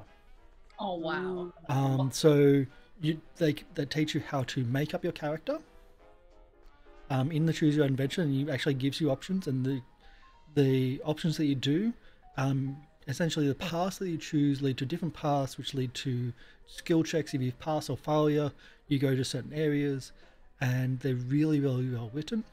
There's a small one with the starter kit, which is a nice little small one called Alone Against the Flames. We played this on channel, and I lost and got burnt, and it got bad, as in I just lost. There's also older ones as well called Alone Against the Frost, and I believe there's another one as well. We played Alone Against the Frost, and somehow we won. No idea how, but that's a massive, massive, massive. Like, you can just keep on going and going and going until you either succeed, die, or go insane. And it actually goes through multiple continents and multiple characters. So you actually have 4 characters in that one. So I highly, highly recommend. Oh, here, Alone Against the Dark, Alone Against the Fire, Alone Against the Frost, the series. So thank you, Mr. Live Producer. Yes. So they're really, really fun. I can highly recommend them. And even the Quick Start rules has a solo campaign and has like a small 1 person and 1 GM, and then it expands to like Keeper and like 2 or 3 players, and then it can go bigger and bigger, and has a good story arc that it can do, and you can have like a good decent mini campaign happening from it. So highly recommend it. Hopefully you can enjoy it and have more games in the future of Call of Cthulhu, and hopefully you've learnt and just had fun. So we'll do our outros, and then we'll raid someone, and we'll head off for the day, and Hammy can get some sleep. Yes. if that's possible after all those energy drinks. And coffee, so you know. Yeah, we totally understand. Amy, would you like to do your outro first, and we'll go across in case you fall asleep first? Yes. If I'm allowed to do some self-plugging. Absolutely self-plug. I've actually got a video on my YouTube channel, Smalgish Vlogs. I do a series on Gothic literature, and I've actually got I think it's either best of or introduction to H.P. Lovecraft. So if you've never read H.P. Lovecraft, I've got that video, but I really enjoyed myself. Thank you for having me. Fantastic. Kat? Hi, name's Kat still, and I run on YouTube, Twitter, and on Twitch. It's Say Caitlin. It's French. I thought I was very fancy. I know. I do. I play a lot of graphic novels, scary games, and I play Dungeons and Dragons as well that I stream on Twitch. So you guys can find some stuff there if you want. Fantastic. And Alec? I'm Alec, Veil Girl Games. This is kind of my first foray into streaming in a while, but it was a lot of fun. I'm really enjoying the Goblin Cave, and thank you for having me. And I would definitely play Call of Cthulhu again. Yes. That's great to hear. I'm just trying to set up a raid because I apparently lost how to. Apparently I don't know how to add that button anymore. So we're going to raid a channel, and they're playing Call of Cthulhu at the moment, the video game from Cyanide Studios. It is a short computer game, I'll warn you that, but it's really, really good. So I highly recommend playing it. We did it on the channel last year, and it's really, really good. So Leo is who we're going to raid. We're going to have our credits roll, and then we're going to raid Leo. So stick around for that. We do have a raid command, which is, we come to share the love, our hearts are warm and fresh, with Goblin Heart, Goblin Heart, Goblin Heart. I'm probably going to say, if you got that, fantastic. If you don't have the Goblin Hearts, you're not a member of the channel, just spam the first part when you join in. I'm probably going to do the Call of Cthulhu emotes because I've got access to the higher tiers. Because anyway, so thanks for that. Thanks for coming in, and thank you for all our amazing cast members here on their first look at Call of Cthulhu's, at least role playing. Yes, Hammy, you've got a lot more experience than anyone else about Call of Cthulhu. And I do have to pick your brain because yes. So bye everybody. Have a great day. Bye.